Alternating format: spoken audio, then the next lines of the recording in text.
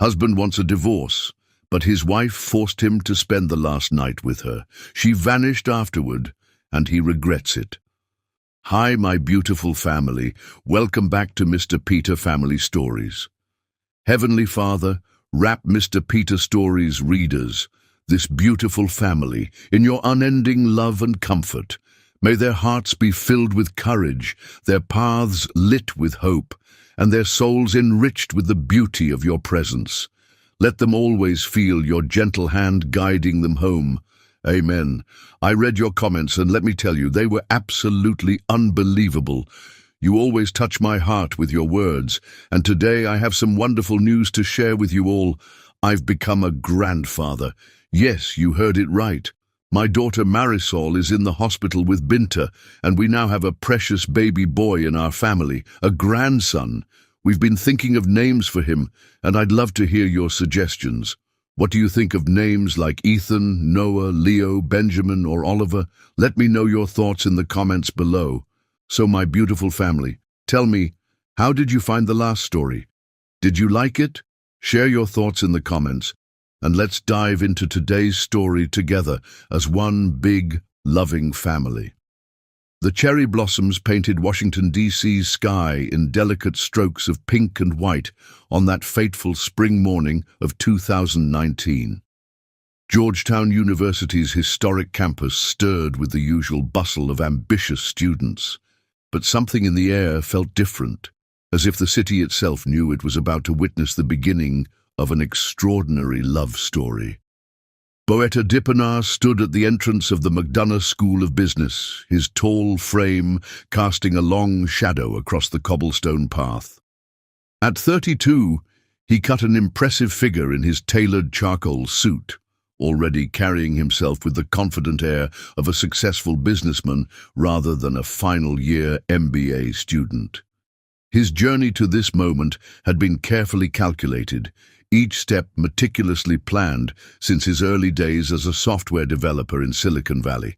The morning sun caught the silver threading in his suit as he checked his Patek Philippe watch, a reminder of his first successful startup exit. 7 minutes until his presentation on emerging technologies in the financial sector. 7 minutes that would change his life, though not in the way he expected. That's when he saw her. Avalie Charm wasn't supposed to be there. As an art curator for the Smithsonian's National Portrait Gallery, she rarely ventured into Georgetown's business school territory. But fate had other plans that morning when her usual coffee shop near the mall was unexpectedly closed for renovations. The barista had recommended this little cafe tucked away in the business school's courtyard, insisting it served the best Ethiopian blend in D.C. She moved through the courtyard like a breath of fresh air, her elegant frame draped in a flowing marigold dress that caught the morning light. Her braids were styled in an intricate crown, adorned with small golden clips that sparkled with each step. At 28, Avalie had already made a name for herself in DC's competitive art scene, known for her ability to discover emerging artists and her innovative approaches to cultural preservation. Their paths crossed at the cafe's entrance. Boeta, typically hyper-aware of his surroundings, was absorbed in reviewing his presentation notes one final time. Avalie, her mind filled with the details of an upcoming exhibition, was fishing for her wallet in her oversized leather bag. The collision was gentle but enough to send her phone clattering to the ground. "I'm so sorry," they both said in unison, reaching for the phone at the same time. Their fingers brushed, and for a moment, the bustling world of Georgetown University faded away. Boeta found himself staring into eyes that held the warmth of honey and the depth of ancient stories. Avalie found herself caught in the intense gaze of a man whose face seemed to hold both unwavering determination and, surprisingly, a hint of poetry.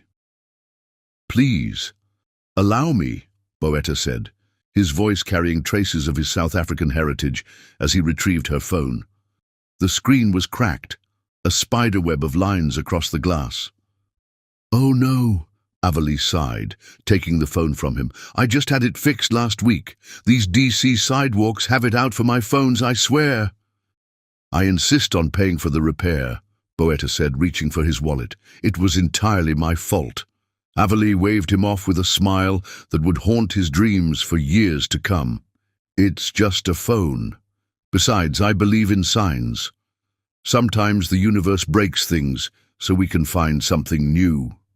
The philosophical response caught him off guard. In his world of spreadsheets and market projections, such whimsy was rare. Yet something about her perspective intrigued him. At least let me buy you a coffee to apologize, he offered, glancing at his watch. 5 minutes until his presentation. He should have been heading to the auditorium, running through his talking points one last time. Instead, he found himself hoping she'd say yes. I wouldn't want to make you late, Avalee replied, nodding toward the folder in his hands with his presentation materials. Those charts and graphs look important. They can wait, Boetta heard himself say, surprising both of them. For the first time in his meticulously planned life, he was willing to let something important slide. The universe seemed to hold its breath. Avalee studied him for a moment, her artist's eye taking in the details. The precise knot of his tie, the careful arrangement of his cufflinks, the way he stood as if the world might need adjusting to meet his standards. She saw ambition, yes, but also something deeper, something yearning to break free from self-imposed constraints. Well, Mr. Dippenaar, Boetta Dippenaar. Well, Mr. Dippenaar, I'm Avalee Charm, and I accept your coffee invitation on one condition. Name it. We don't talk about business, charts, or graphs. Just for 15 minutes, let's pretend we're in a world where success is measured in moments, not metrics. The proposition should have seemed absurd to him. He had built his life on metrics, on measuring every variable, on calculating every risk. Yet, as cherry blossom petals danced around them in the spring breeze, Boetta found himself nodding. They found a small table in the corner of the cafe, away from the morning rush of students. Avalee ordered an Ethiopian blend with a dash of cinnamon. Boetta, his usual double espresso. As they waited for their drinks, she told him about the young artist she'd discovered in a tiny studio in Adams Morgan, whose work reminded her of Basquiat, but with a distinctly Washington flavor. He found himself sharing stories about growing up in Johannesburg, about the first computer program he wrote at 12, about the moment he decided to leave everything behind and chase his dreams in America. The minutes slipped away like sand through an hourglass. Boetta's phone buzzed repeatedly, messages from his classmates wondering where he was. The presentation that had seemed so crucial just 20 minutes ago now felt distant, less significant than understanding why Avalee's eyes crinkled at the corners when she smiled, or how she used her hands to paint pictures in the air as she spoke. "You're going to be terribly late," she said finally, noticing his phone's persistent vibrating. "I already am," he replied, surprised to find he didn't care as much as he should have. "Then go," she said softly. "Go change the world with your charts and graphs, Mr. Dippenaar." He stood reluctantly, gathering his materials. "And you? Will you go back to finding beauty in unexpected places, Ms. Charm?" "That's the plan." She reached into her bag and pulled out a business card. It was unlike any he'd seen before. Handmade paper with her contact information written in elegant calligraphy, in case you ever want to see the world through a different lens. Boetta took the card, noticing the slight roughness of the paper, the way the ink seemed to dance across its surface.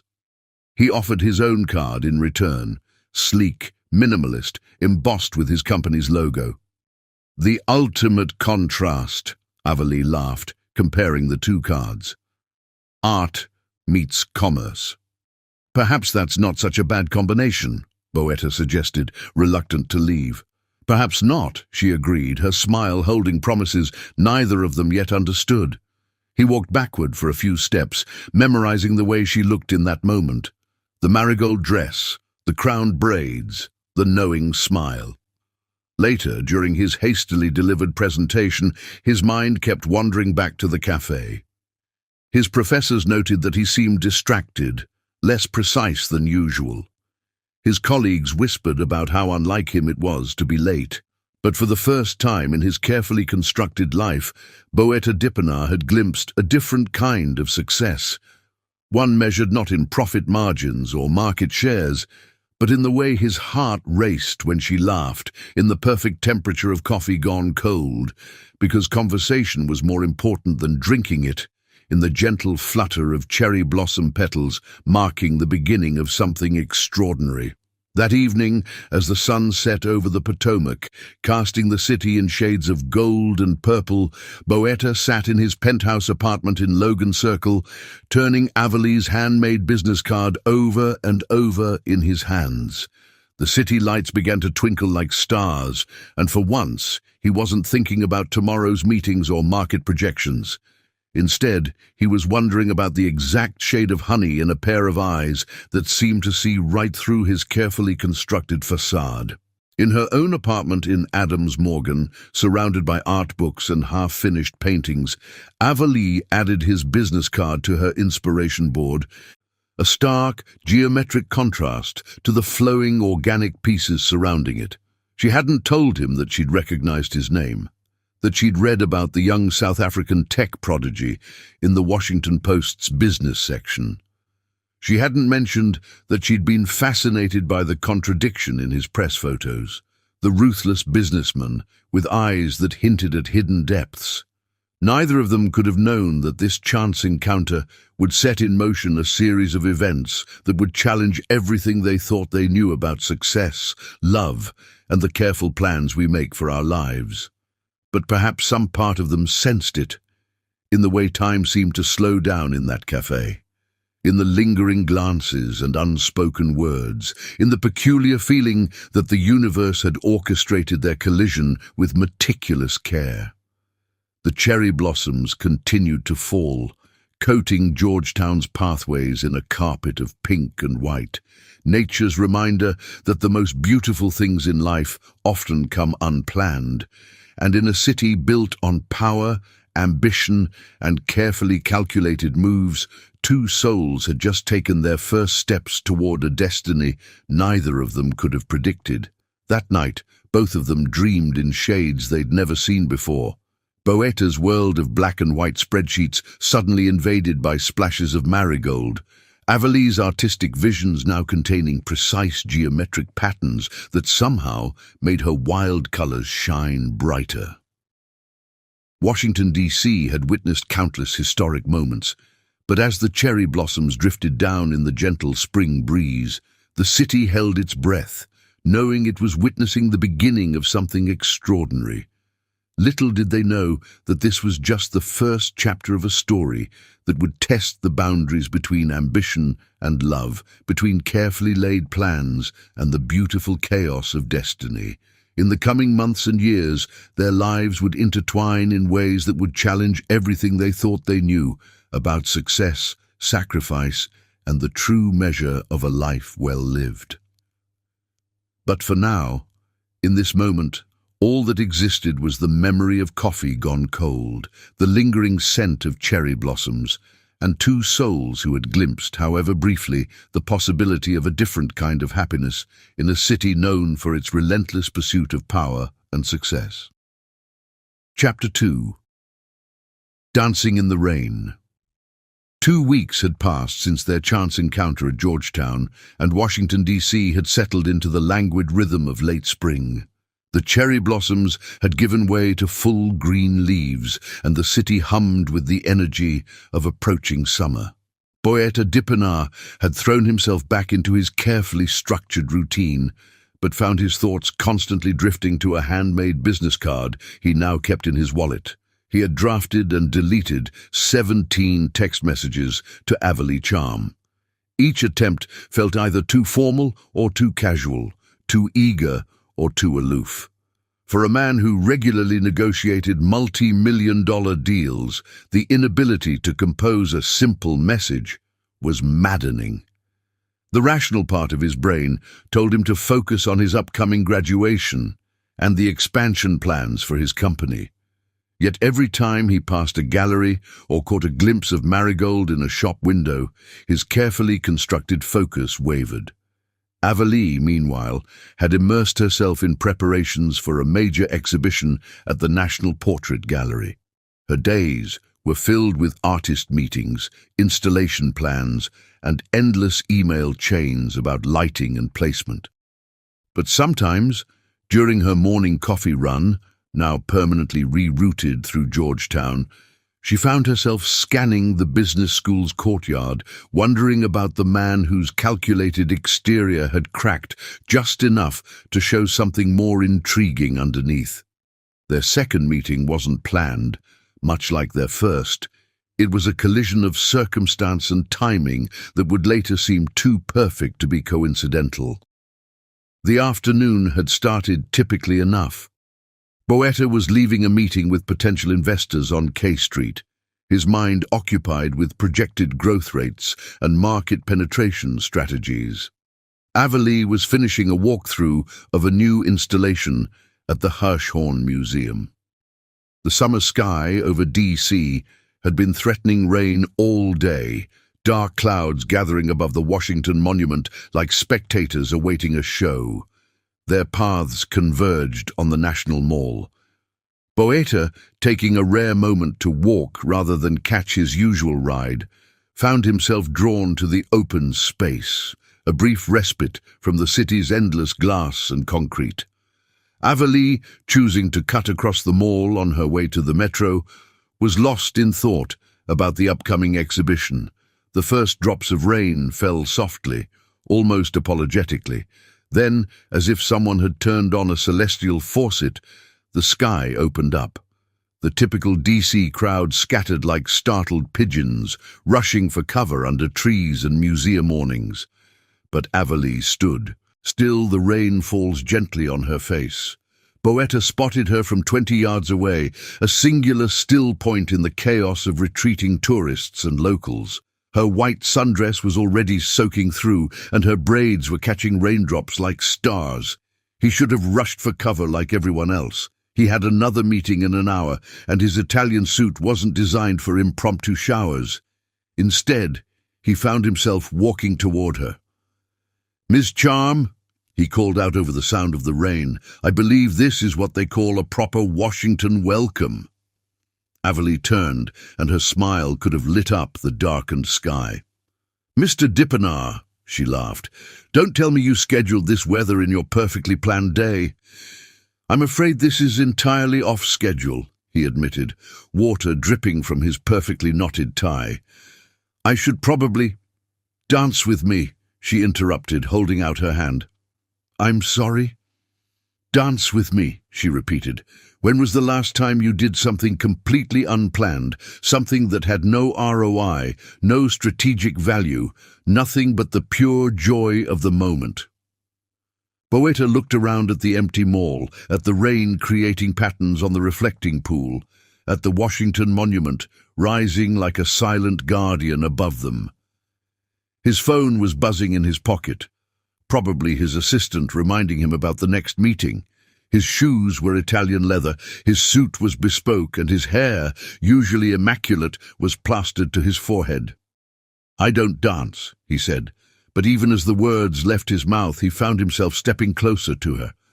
"Everyone dances," Avalee insisted. "Some of us just forget how—" She took his hand before he could protest further.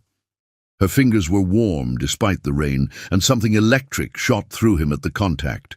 She pulled him into a simple spin, and then they were moving together on the empty mall, the rain their only music. "This is absurd," Boetta laughed, but he didn't let go of her hand. "Absolutely," Avalee agreed, her eyes sparkling. "Isn't it wonderful?" They danced, if you could call it dancing, in the summer rain, their movements a strange mixture of waltz and freestyle, formal and wild. Avalee kicked off her heels, encouraging Boetta to feel the wet grass under his expensive shoes.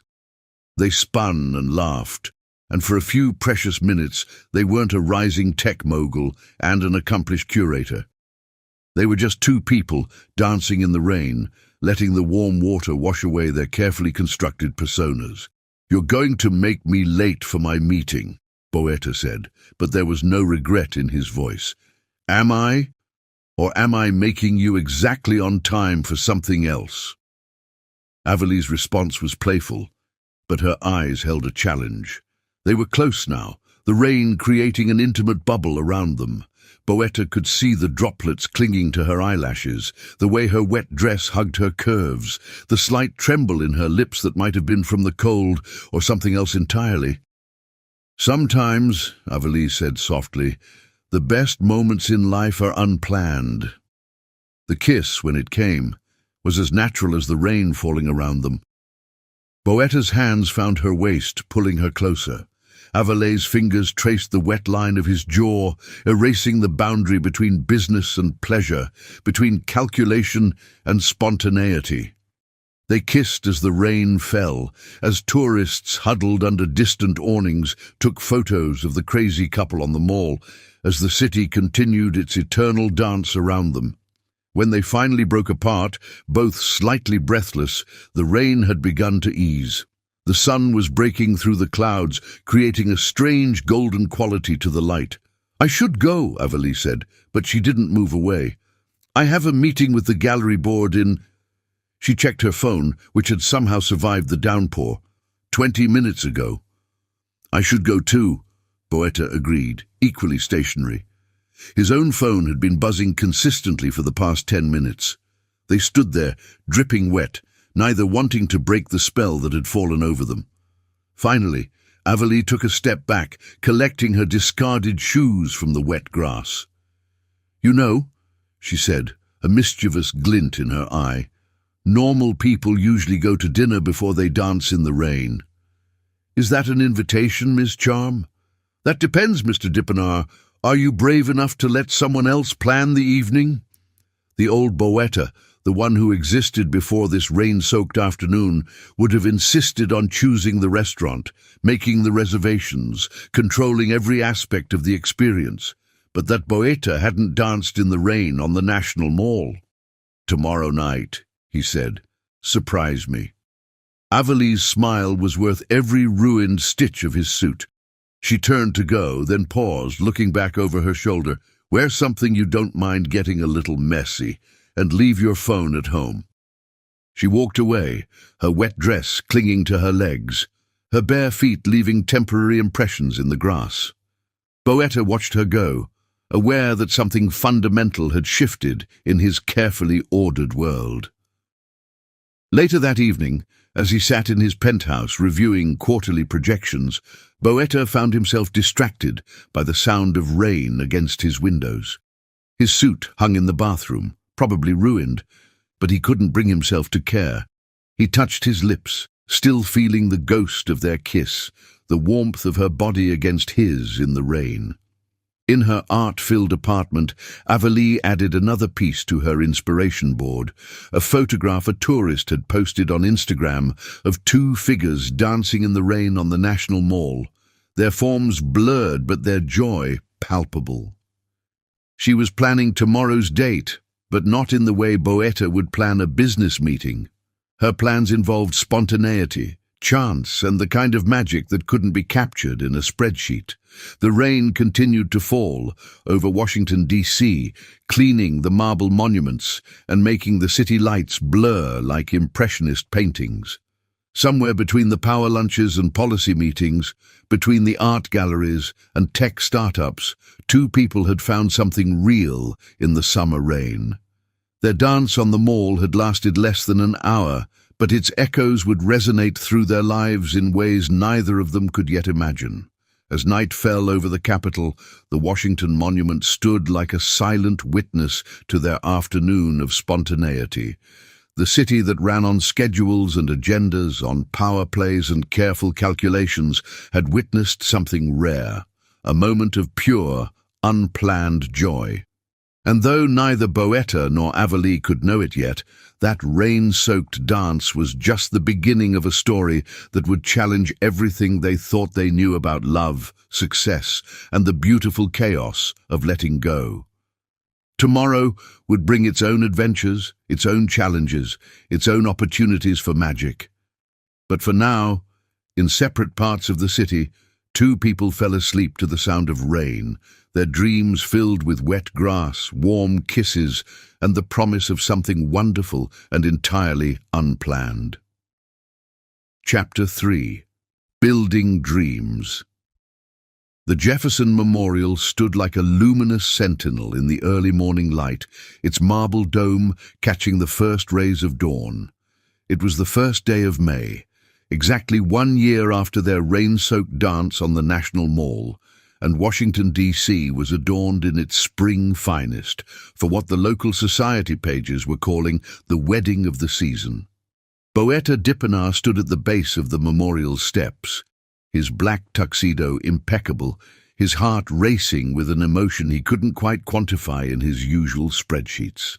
The past year had been a whirlwind of love, growth, and surprising discoveries. Their first date had led to a second, then a 20th, then to a small apartment they shared in Adams Morgan, where business plans and art pieces competed for wall space. In his pocket, he carried a handwritten note, their first correspondence, the business card with its elegant calligraphy now worn soft at the edges from constant handling. His proposal hadn't been planned. Avalie was rubbing off on him. It had happened on a random Tuesday evening when she was painting in their living room, barefoot and splattered with colours, and he realized he never wanted to come home to any other sight. Inside the memorial, Avalie Charm stood before a vintage mirror, her wedding dress a masterpiece of silk and lace that seemed to capture and reflect every nuance of light. The dress, like everything about their relationship, was a perfect blend of classic and contemporary, structured elegance with unexpected artistic touches. Small, hand-painted flowers adorned the hem, each one done by Avalie herself in the quiet hours of dawn when inspiration struck. "You're sure about this?" her mother asked, adjusting the crown of fresh cherry blossoms that replaced a traditional veil. "He's so structured." Avalie smiled, remembering how that very structure had gradually revealed its own kind of beauty. She thought of the way Boetta now left his phone behind during their Sunday brunches, how he'd learned to appreciate the beauty of imperfection, how his precise nature had given her art a new dimension of depth. "I'm sure," she said, touching the small painting she'd tucked into her bouquet, a miniature of them dancing in the rain, their figures abstracted, but the joy unmistakable. He makes the chaos make sense. The ceremony was intimate, despite the pressure from DC's social circles to make it a grand affair. Only their closest friends and family gathered under the dome of the Jefferson Memorial, while cherry blossom petals danced on the morning breeze. The early hour meant tourists were few, though those present couldn't help but stop and stare at the scene unfolding. When Avalie appeared at the top of the steps, Boetta felt time stop. She descended like a living work of art, each step graceful and unhurried. The rising sun through the memorial's columns created a natural spotlight, and for a moment he was transported back to that first morning at Georgetown, when she'd walked into his carefully ordered world and rearranged everything. Their vows were a reflection of their journey, his methodically written but delivered with raw emotion, hers spontaneously spoken but with an underlying structure that made him smile in recognition. They had learned from each other, grown into each other's spaces like vines finding the perfect wall to climb. "I promise to be your safe harbor," Boetta said, his voice carrying the weight of absolute certainty, "while giving you the freedom to sail wherever your art takes you." "And I promise," Avalie responded, her eyes bright with unshed tears, "to help you see the beauty in the unplanned moments, while respecting the dreams you've built with such care." The reception was held in the courtyard of the National Portrait Gallery, where Avalie had recently been promoted to senior curator. The space had been transformed into an enchanted garden, with hanging lights and art installations created by Avalie's artist friends. Each table featured a small, original painting depicting different locations around DC that had been significant in their relationship. The Georgetown Cafe, the rain-soaked mall, their favorite Eastern Market breakfast spot. As they shared their first dance, Boetta surprised everyone, especially Avalee, by leading her in a perfectly executed waltz. "I've been taking lessons," he admitted, as he spun her beneath the twinkling lights. "Some things are worth planning for." The evening was a perfect blend of their worlds. Startup founders mingled with gallery artists, politicians chatted with street performers, and somewhere in between, two different approaches to life found their harmony.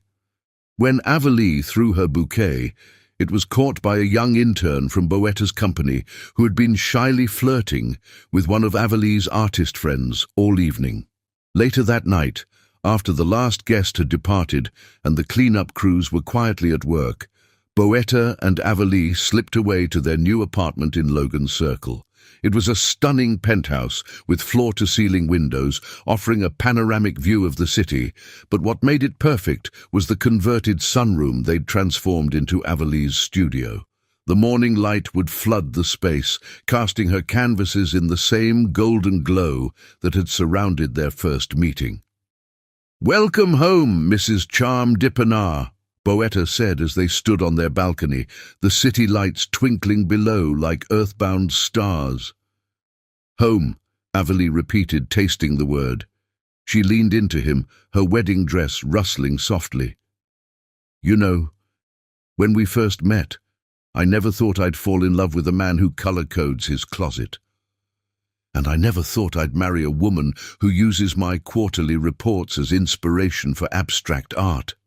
He chuckled, remembering the day he'd found one of his presentations transformed into a striking mixed-media piece that now hung in their dining room. The next few months were a dance of adjustment and discovery. Boetta's tech startup, Capital Tech Solutions, was gaining momentum, attracting attention from major investors and tech publications. Avalee's innovative approaches to curation were making waves in the art world, bringing fresh perspectives to traditional spaces. Their apartment became a testament to their merged lives. Boetta's minimalist aesthetic blended surprisingly well with Avalee's artistic chaos.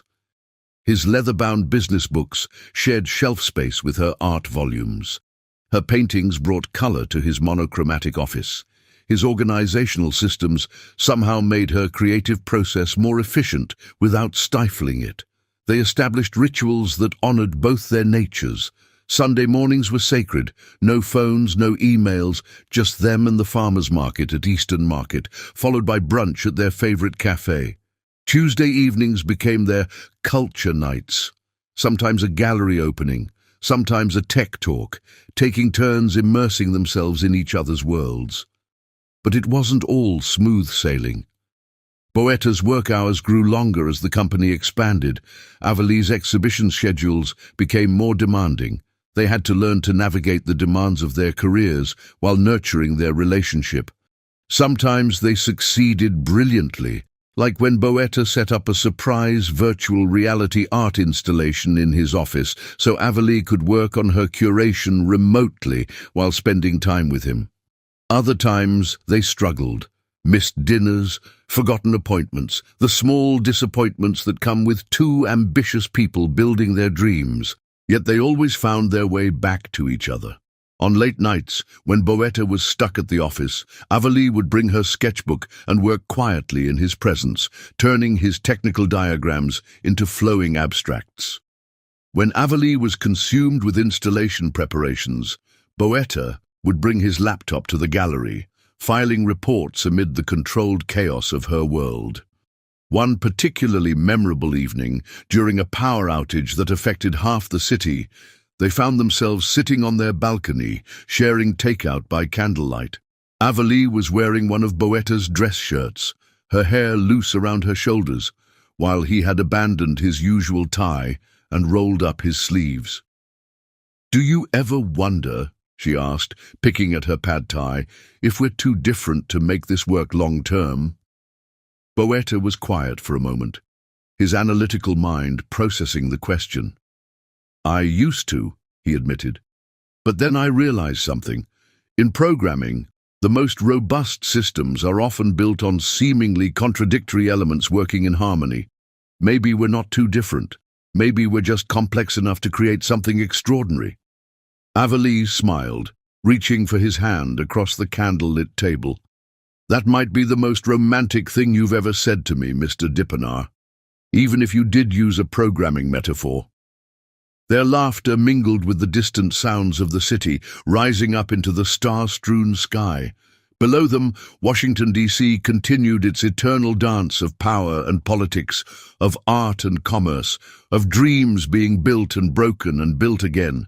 But in their penthouse sanctuary, they had created their own world, a place where spreadsheets could inspire paintings, where spontaneity and planning could coexist, where love could bridge the gap between two different ways of seeing the world. As they fell asleep that night, Avalise's head resting on Boeta's chest, neither could have predicted the challenges that lay ahead. They couldn't know that their greatest test would come not from their differences, but from the very dreams they were building together. But for now, in the quiet of their newlywed life, they were writing their own story, one that proved that sometimes the most beautiful dreams are built not on perfect similarity, but on the exquisite balance of contradiction. The city lights continued to twinkle, casting patterns on their bedroom wall that looked almost like the rain that had brought them together. Tomorrow would bring new challenges, new opportunities, new moments to choose between heart and ambition. But tonight, they slept peacefully, two dreamers who had found in each other the perfect canvas for their shared masterpiece. Chapter 4. The First Cracks. Success came to Capital Tech Solutions like a tidal wave, swift and overwhelming. 3 years into their marriage, Boeta Dippenar found himself at the helm of what the Washington Post was calling DC's fastest-rising tech empire. Their modest K Street office had expanded to occupy 3 floors of a gleaming high-rise overlooking the Potomac, the company logo visible from the Kennedy Center's terrace. The morning that changed everything began like any other. Avalise woke to an empty bed, the sheets on Boeta's side long cold. His text message, sent at 4 a.m., explained he'd gone to the office early to prepare for a crucial meeting with Silicon Valley investors. She traced her fingers over his pillow, remembering when their mornings used to begin with shared coffee and quiet conversation. The penthouse that had once been their sanctuary had subtly transformed. Boeta's home office, previously a casual workspace, now resembled a corporate command center. Multiple monitors displaying real-time market data, a dedicated line for international calls, and a small conference setup for emergency virtual meetings. The wall that had once hosted one of Avalise's favorite paintings now held a massive touchscreen displaying company metrics. Avalise stood in her studio, morning light streaming through the windows, but her canvas remained blank. The space that had once been her refuge felt different now, tainted by the constant intrusion of corporate life. Even here, she could hear the muted chime of Boeta's messages echoing from his office, a digital rhythm that had become the soundtrack of their lives. She thought back to their last real conversation 3 days ago. She'd planned a surprise dinner at their favorite bistro in Georgetown, the place where they'd celebrated their engagement. Boeta had arrived an hour late, his attention divided between their table and his phone, where a crisis in the Asian markets demanded his constant attention. "I'm sorry," he'd said for the 4th time that evening, responding to another urgent email. "The Singapore office is launching a new platform, and the timing has to be perfect." "When isn't the timing crucial?" Avalise had asked, pushing her untouched souffle around the plate. "When isn't? They're a crisis that needs your immediate attention." "This is different," he'd insisted, his fingers flying over the phone's keyboard. "We're on the verge of something extraordinary, Avalise. The company is about to make the jump from regional success to global player. Everything we've worked for is coming together." "Everything you've worked for," she'd corrected quietly, but he was too absorbed in his phone to notice the distinction. Now, standing in her studio 3 days later, Avalee faced her empty canvas with a heavy heart. Her own career was flourishing. Her innovative approaches to curation had earned her recognition across the art world.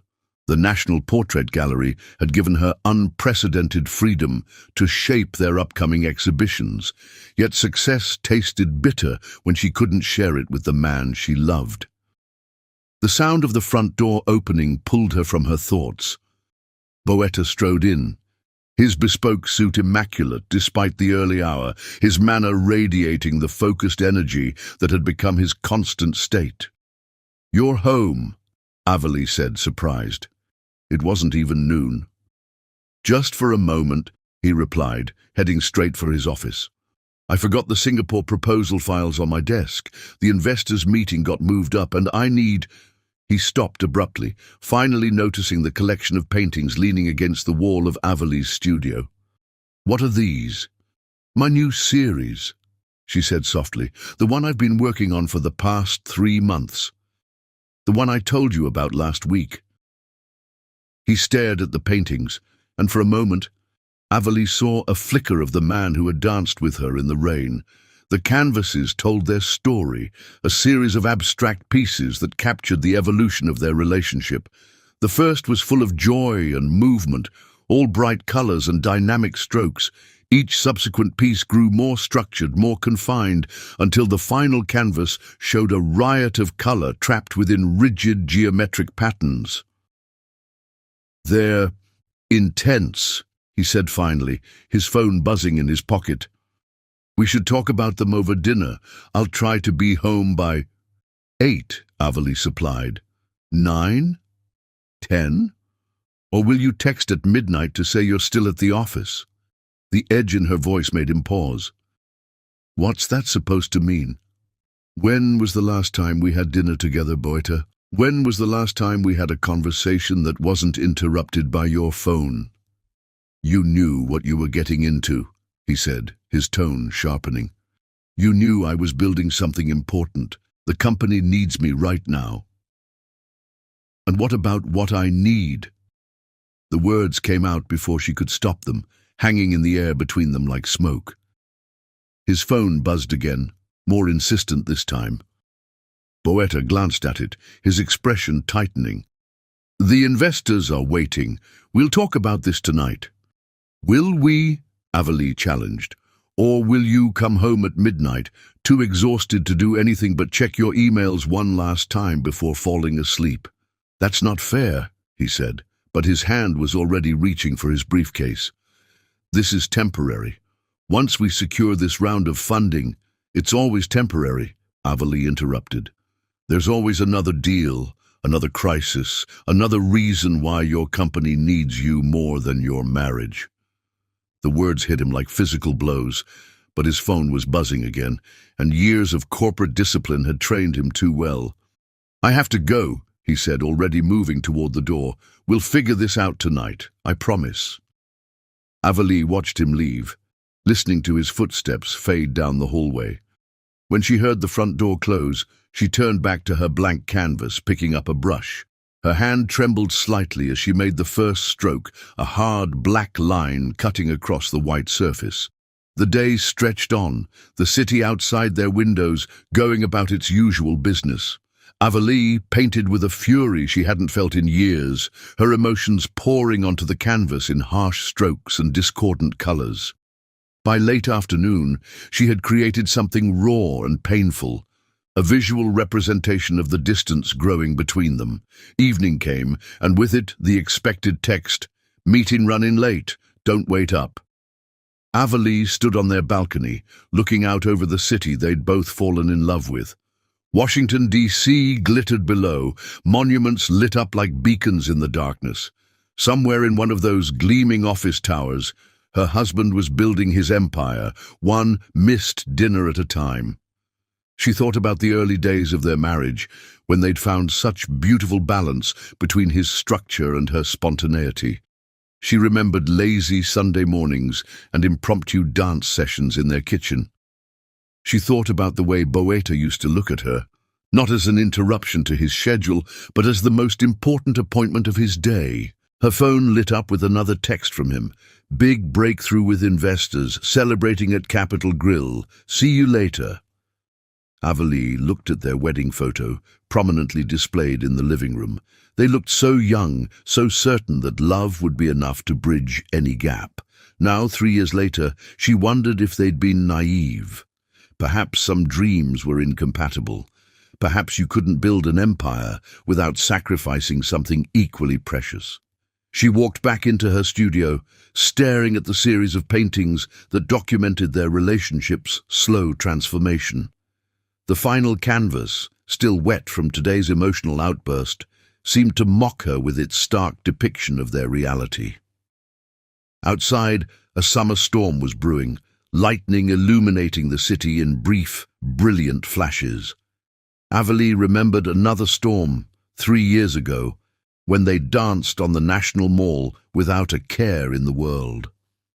The memory brought tears to her eyes, and she let them fall, watching as they mixed with the paint on her palette. The first cracks in their perfect world were spreading, subtle but undeniable. Like hairline fractures in a masterpiece, they threatened the very foundation of what Boetta and Avalee had built together. The question was no longer if they would need to address these cracks, but whether they would do so before the entire structure crumbled around them. As midnight approached, Avalee lay awake in their bed, listening to the storm rage outside. When Boetta finally came home, his footsteps quiet in the darkened apartment, she pretended to be asleep. She felt him pause in the doorway of their bedroom, perhaps watching her, perhaps thinking about their argument. Then came the familiar sound of his phone vibrating, and moments later, the soft click of his home office door closing. The night stretched on, filled with the sound of rain against windows and the distant murmur of Boetta's voice as he conducted yet another international call. In the darkness, Avalee opened her eyes, staring at the ceiling as lightning illuminated the room in stark bursts of clarity. Each flash revealed another truth she'd been trying to ignore: that success had costs, that love wasn't always enough, that sometimes the hardest choices came disguised as simple questions of priority. Tomorrow would bring another day of missed connections and parallel lives lived under the same roof. But tonight, in the storm-dark hours of early morning, the first real cracks in their foundation were no longer possible to ignore. The only question was whether they would find a way to repair them before everything they'd built together came crashing down around them. Chapter 5. The Fading Canvas. In the soft light of dawn, Avalee Charm-Dipanar stood in her studio, surrounded by the physical manifestations of her fading marriage. The once vibrant space felt different now. Her canvases had taken on darker tones, her brushstrokes grown more aggressive, the colors muting themselves as if in sympathy with her heart's quiet breaking. The summer heat had settled over Washington, D.C. like a heavy blanket, but inside their penthouse, a different kind of warmth was missing. Avalee had spent the past month trying everything she could think of to bridge the growing distance between herself and Boetta. Each attempt felt like throwing pebbles into an ever-widening canyon, hoping one might somehow build a bridge. Her first strategy had been surprise lunches at his office. She would arrive with carefully packed meals from his favorite places: Ethiopian from Churcha, sushi from Nobu, comfort food from Old Ebbitt Grill. But more often than not, she found herself eating alone in his pristine office while he attended emergency video calls. Her presence reduced to a distraction he had to apologize for to his colleagues. "I'm sorry," he'd say, covering his microphone between meetings. "The Tokyo market just opened, and there's a situation we need to handle." The food would grow cold, and eventually Avalee would leave the untouched containers on his desk, each one a small monument to another failed connection. She tried scheduling weekend getaways, careful to book them months in advance, marking them in his calendar with the same bold priority as his board meetings. She found a beautiful bed and breakfast in Virginia's wine country, just an hour from D.C., but worlds away from the corporate chaos. Boetta had seemed excited when she first told him, actually looking up from his phone long enough to smile at the brochures she'd collected. But the morning they were supposed to leave, his assistant called. A major potential investor was in town unexpectedly, and wouldn't it be better to reschedule just this once? Averly cancelled the reservation, adding it to the growing list of just this once disappointments that were becoming their new normal. Even their home felt like it was conspiring against her efforts. She had tried to maintain their shared spaces as neutral territory, free from the encroachment of their professional lives. But Boetta's work had a way of spreading, like an invasive species claiming new territory. Monitors appeared on kitchen counters, conference calls echoed from the bathroom, and their bedroom had become a satellite office for early morning meetings with Asian markets.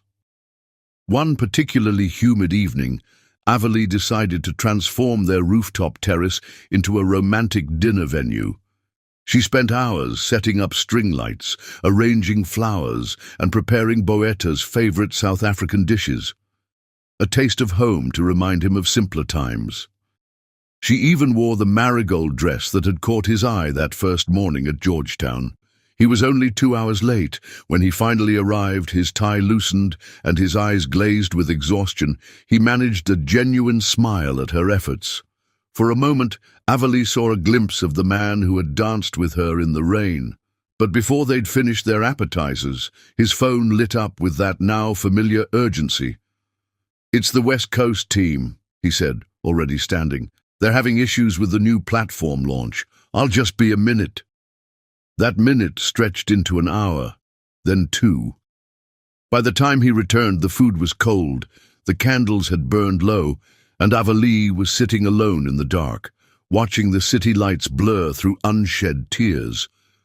"I'm sorry," he said, and she could hear that he meant it. "Let me make it up to you. This weekend." "Don't," she interrupted softly. "Don't make promises we both know you won't keep." Her next attempt was more calculated, designed to speak his language. She created a detailed presentation, complete with charts and graphs, showing the steady decline in their time together. She mapped their conversations, their shared meals, their intimate moments, watching the trend lines fall month after month. She even included projected scenarios, demonstrating where their relationship would be in 6 months if nothing changed. Boetta had sat through her presentation with the same focused attention he gave his board meetings. He asked thoughtful questions, made notes, and seemed genuinely concerned by the data. For a moment, Averly felt hope flutter in her chest. "You're right," he said finally. "We need to be more efficient with our time together. I'll have my assistant block out specific hours for us each week." She wanted to scream that efficiency wasn't the point, that love couldn't be scheduled like a quarterly review, that she needed her husband, not another appointment in his calendar. Instead, she watched as he created a recurring calendar event titled Quality Time with Averly, and tried to ignore how wrong it felt to see their marriage reduced to a time slot between investor calls. The art world offered no escape from her personal pain.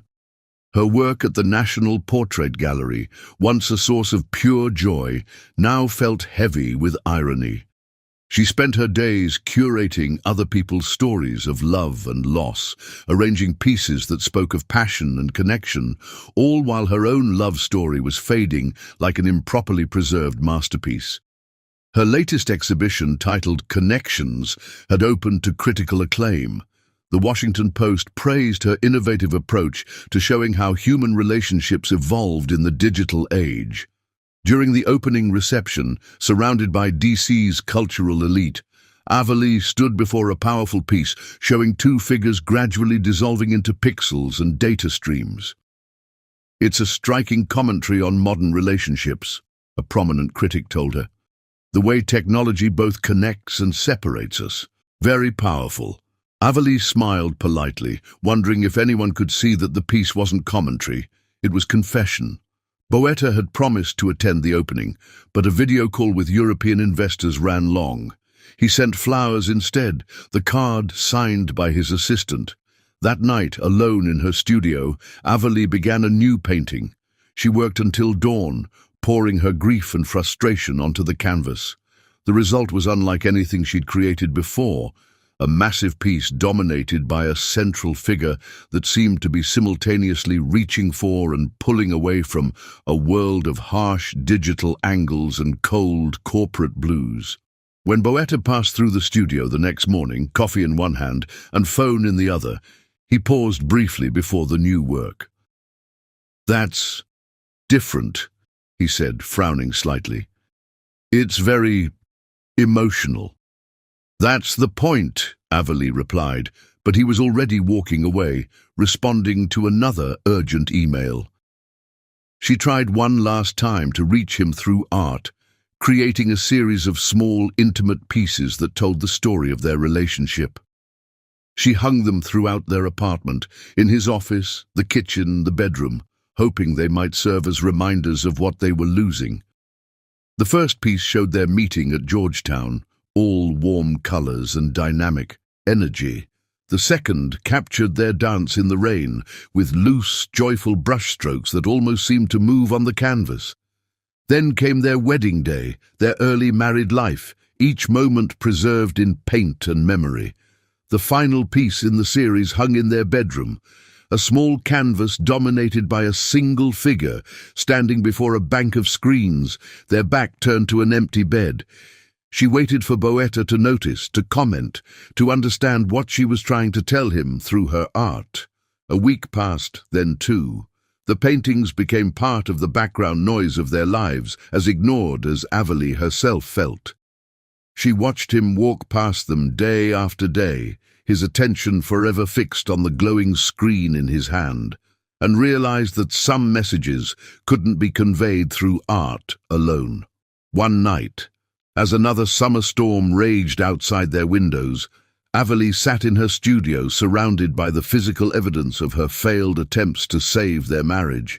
Each canvas told a story of hope gradually fading, of love being slowly suffocated by ambition and distance. She picked up a brush, dipping it in the darkest blue on her palette.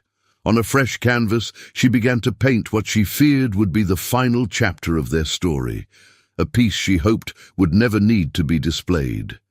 As lightning illuminated the DC skyline, Avalie worked through the night, her brushstrokes capturing the moment when trying becomes too painful to continue.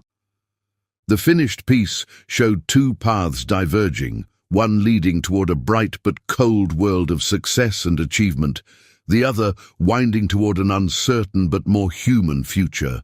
In the middle, two figures stood back to back, their shadows stretching in opposite directions. As dawn broke over the capital, Avalie stepped back from the canvas, her heart heavy with the weight of decisions yet to be made. She could hear Boetta in his office, his voice carrying through the walls as he conducted another early morning call. The sound was so familiar now, as much a part of their home as the art on the walls or the memories in the halls. She looked at her phone, at the dozens of calendar invites titled "Quality Time with Avalie" that had been cancelled or rescheduled.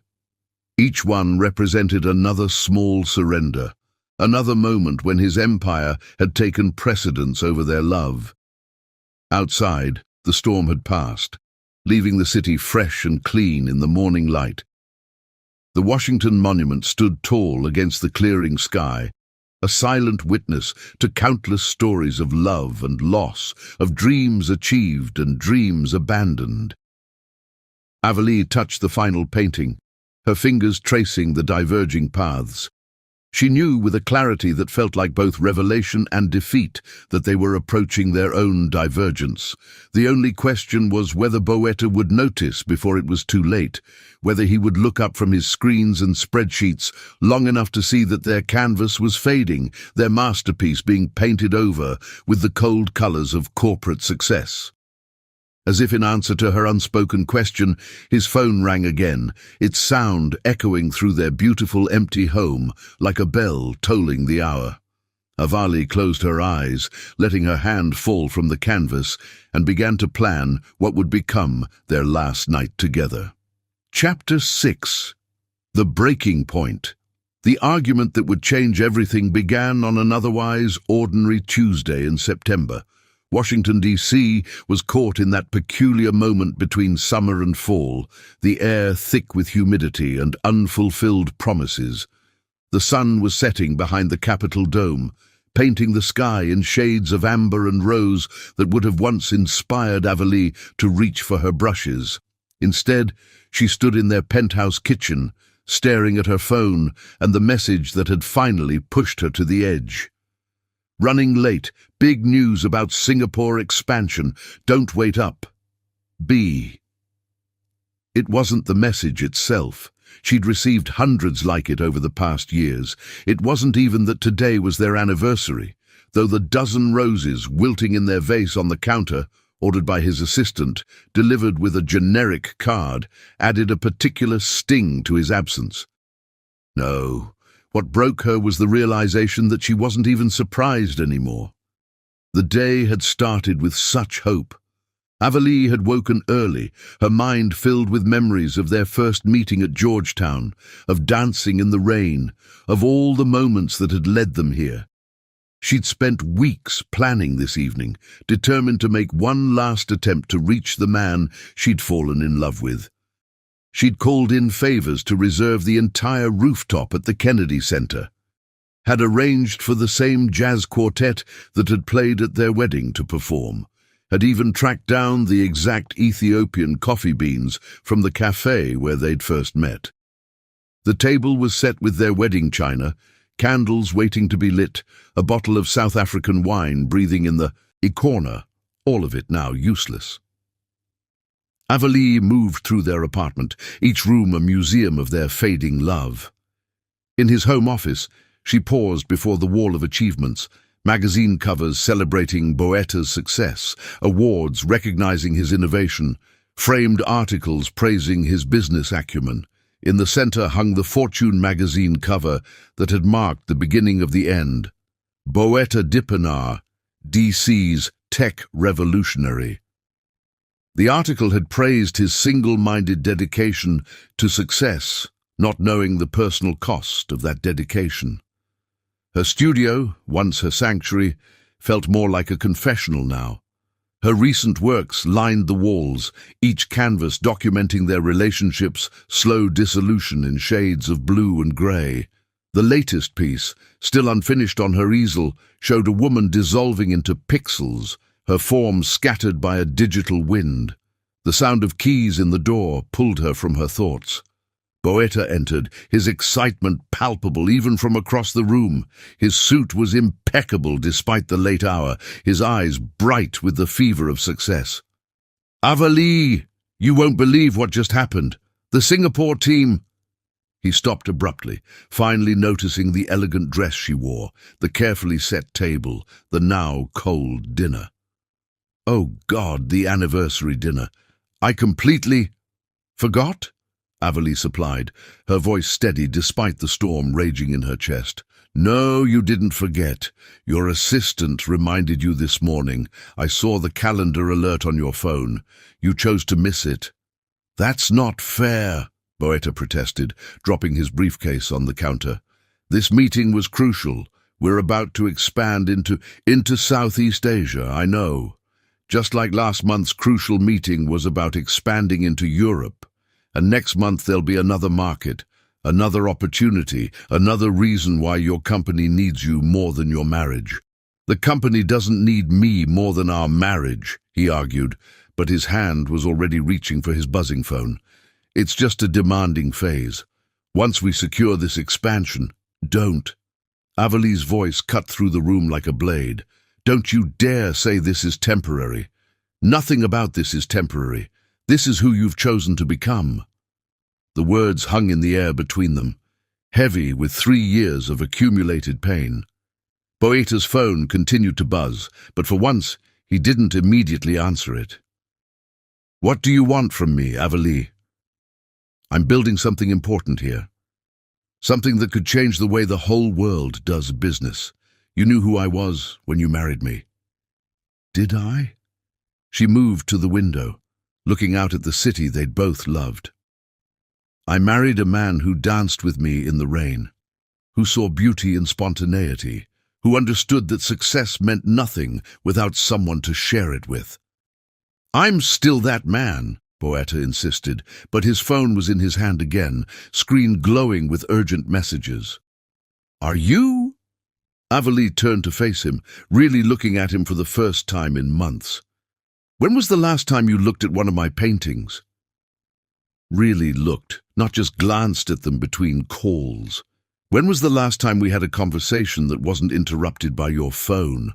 When was the last time you chose me over your company? That's not fair, he repeated, but the words sounded hollow even to him. I'm not choosing the company over you. I'm choosing our future. Everything I'm building for us. No, Avalee said softly, the truth of it breaking her heart. You're building it for yourself. I'm just the wife in your biography, the supportive character in your success story. I'm not competing with your business, Boetta. I'm asking you to remember we're partners. His response cut through her like Arctic wind. The company needs me more right now. You need to understand that. The moment the words left his mouth, something shifted in the air between them. Avalee felt it like a physical change, as if the last thread holding their marriage together had finally snapped. I understand perfectly, she said, her voice barely above a whisper. I understand that I've been fighting for a marriage by myself. I understand that your empire means more to you than our love. I understand that the man I married is gone, replaced by someone who measures everything, even love, in profit margins and market shares. That's not... His phone rang, the sound cutting through his protest. He glanced at the screen, his expression tightening. It's Singapore. I have to take this. Avalee watched as he walked to his office, already speaking rapidly into the phone. The door closed behind him, leaving her alone with the cooling dinner, the wilting roses, and the realization that she'd been alone for much longer than just this evening. She moved through their apartment like a ghost, touching things that had once meant so much, photos from happier days, art they'd bought together, small mementos of their love story. In their bedroom, she opened her closet, pulling out the red dress she'd been saving for a special occasion. The fabric felt like liquid fire in her hands, a last flame of hope in the dying light of their marriage. Outside, the city continued its eternal dance of power and ambition. Lights flickered on in office buildings, other dedicated souls working late into the night. From Boetta's office came the muted sound of his voice, animated and engaged in a way he rarely was with her anymore. Avalee stood in her studio, surrounded by the evidence of their failing love. Each canvas told a story of hope fading, of love being suffocated by ambition, of two people growing apart despite sharing the same space. She picked up a brush, dipping it in deep crimson paint. On a fresh canvas, she began to paint what she knew would be her last work in this studio. As the night deepened around her, she poured everything into the piece. Their first meeting, their dance in the rain, their wedding day, and all the small moments that had made their love special. But she also painted the distance that had grown between them, the coldness that had replaced their warmth, the technology that had become his true partner. Hours passed. From his office, Boetta's voice rose and fell like a tide, discussing profits and projections, expansions and acquisitions. Not once did he check on her. Not once did he remember that this was supposed to be their anniversary celebration. As dawn began to paint the sky in shades of hope she no longer felt, Avalee put the final touches on her painting. It showed two figures, one dissolving into streams of data and digital code, the other remaining stubbornly, painfully human. Between them stretched an unbridgeable void, filled with all the words they'd never said and the moments they'd never share. She heard Boetta's office door open, his footsteps moving toward their bedroom. No doubt he would collapse into bed for a few hours before starting the cycle again. Her decision crystallized in that moment, clear and sharp as morning light on the Potomac. Taking out her phone, she typed a simple message. "I need one last night. Meet me at your office tomorrow evening. Wear the suit you wore when we first met." The response came quickly, probably the fastest he'd replied to her in months. "Of course, everything okay?" She didn't answer. Instead, she looked at her final painting still wet on the easel. Tomorrow, she would make one last attempt to reach him, not to save their marriage. She knew now that it was too late for that, but to remind him and herself of the love they'd once shared. One last dance. One last chance to say goodbye to the man she'd married before he completely disappeared into the empire he'd built. The sun rose over Washington, D.C., its light catching the windows of countless office buildings where other marriages were probably dissolving in the name of success. Avalie touched her painting one last time, her fingers leaving a single crimson print on the canvas. It looked like a wound, or perhaps a heartbreaking. In their bedroom, Boetta was already asleep, his phone clutched in his hand like a lover. Avalie watched him for a moment, remembering all the mornings she'd woken to his smile, all the lazy Sundays they'd spent planning their future. She wondered when exactly they'd lost their way, when his dreams had become more important than their reality. Tomorrow would bring its own pain, its own decisions, its own goodbyes. But for now, in the quiet of early morning, Avalie allowed herself to mourn for what they'd had, for what they'd lost, and for what they might have been if love had been enough to bridge the gap between ambition and heart. Chapter 7. The Last Night. Avalie stood before the mirror in their Adams Morgan apartment, the red dress flowing around her like liquid flame.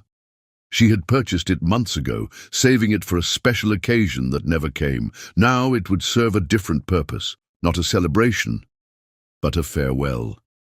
Her fingers traced the silk, remembering how Boetta used to touch her with that same delicate attention before spreadsheets and market shares consumed his world.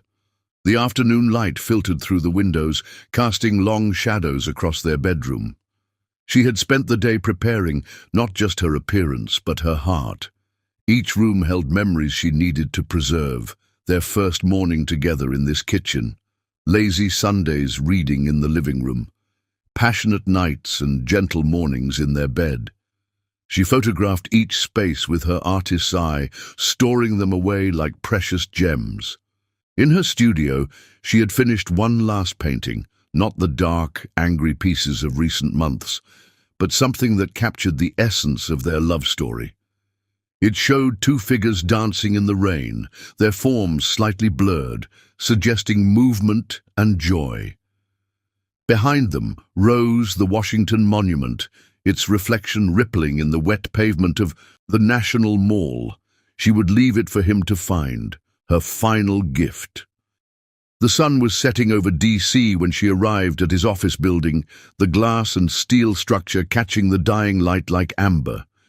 The security guard recognized her, though it had been months since her last attempt at a surprise lunch visit, and waved her through with a sympathetic smile. The elevator ride to the executive floor felt like ascending to another world. Each floor marked the stages of Capital Tech's growth, from their first small office on the 3rd floor to the expanding team on the 8th, to now, where Boetta occupied the entire top floor. The soft ding announcing her arrival echoed through her chest like a bell tolling. Boetta's assistant Jennifer looked up in surprise as Avalie stepped out of the elevator. "Mrs. Charm Dippenar, I didn't know you were expected. Mr. Dippenar is on a call with—" "It's all right, Jennifer," Avalie interrupted gently. "He's expecting me." She paused, then added softly, "Thank you for everything." For all the times you tried to help us find time together." Something in her tone made Jennifer's eyes widen slightly. The assistant opened her mouth as if to speak, then simply nodded, understanding passing between the women like a current. Avalee walked the familiar path to Boetta's corner office, her heels clicking against the marble floors. Through the glass walls, she could see him pacing, phone to his ear, gesturing animatedly as he spoke. Even now she couldn't help but admire his passion, the intense focus that had first attracted her to him. He saw her through the glass and froze mid-sentence. For a moment, time seemed to stop as he took in her appearance. The red dress, her hair arranged in the same style she'd worn the day they met, her eyes holding all the words they'd never said. She saw him quickly end his call, something he'd rarely done for her in recent years. "Avalee," he breathed as she entered the office. "You look incredible." "Thank you," she said softly, closing the door behind her. "You're wearing the suit, the one from Georgetown." He nodded, adjusting his tie self-consciously. The charcoal grey suit still fit him perfectly, though his shoulders seemed to carry more weight now. "I had it cleaned specially. When you asked for tonight, I thought—" "Dance with me?" she interrupted, holding out her hand just as she had that rainy day on the mall. His phone buzzed on his desk. For the first time in years, he didn't even glance at it. Instead, he stepped forward, taking her hand in his. The contact sent electricity through them both, memories of countless touches rising to the surface like bubbles in champagne. Avalee pulled out her phone, starting the playlist she'd prepared. The soft notes of their wedding song filled the office, competing with the gentle hum of servers and distant traffic below. She guided his hand to her waist, stepping close enough to catch his familiar scent, expensive cologne mingled with coffee and ambition. They began to move together, muscle memory taking over as they swayed to the music. Through the floor-to-ceiling windows, the city spread out before them, a tapestry of lights twinkling like earthbound stars. The Washington Monument stood in the distance, illuminated against the night sky, a silent witness to their final dance. "Do you remember," Avalee murmured against his chest, "when we used to dance in the kitchen while making dinner?" "Every Sunday," Boetta replied, his voice rough with emotion. "You'd put on that old jazz station, and we'd burn the food because we couldn't stop dancing." When did we stop? The question hung between them like smoke, heavy with implications. Boetta's hand tightened on her waist.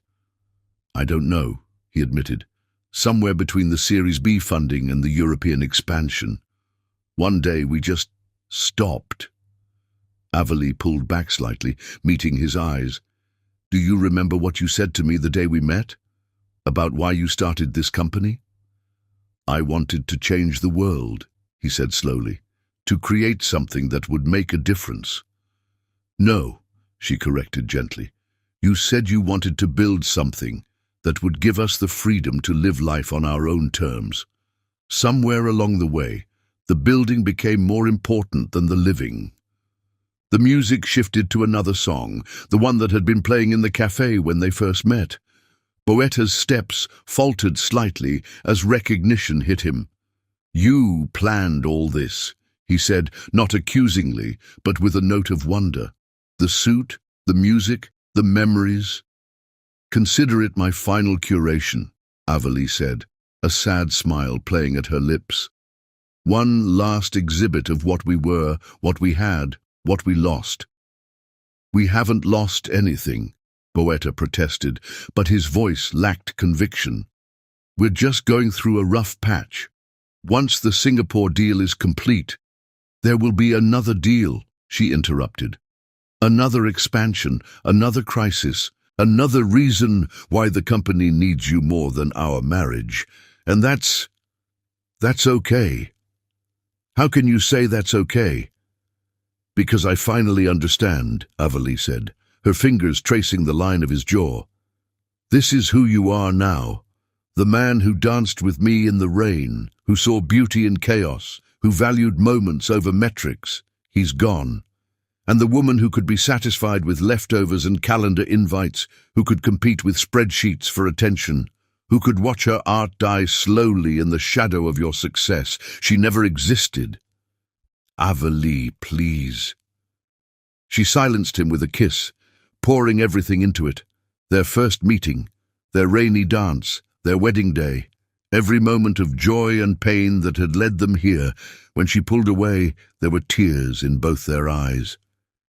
"Make love to me," she whispered. "One last time. Let's remember why we fell in love, before we say goodbye." Later, much later, as they lay tangled together on the office couch, the city lights painting patterns on their skin, Avalee traced the worried lines that had formed around Boetta's eyes in recent years. "You're going to change the world," she said softly. "You already are. But I can't watch myself disappear while you do it." "I can change," he started to say, but she placed a finger against his lips. "That's not what I want. Your drive, your ambition, your absolute dedication to your vision, they're part of who you are.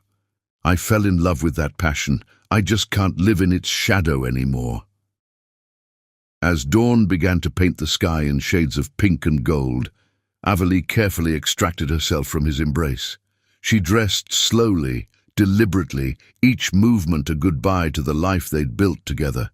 Boetta watched her from the couch, his expression a mixture of love, regret, and dawning understanding. "The red dress," he said suddenly. "You bought it months ago. You've been planning this." "Not planning," she corrected, smoothing the silk over her hips. "Preparing. There's a difference." She walked to the window, looking out over the awakening city. The early morning light caught the dome of the capital, making it glow like a second sun.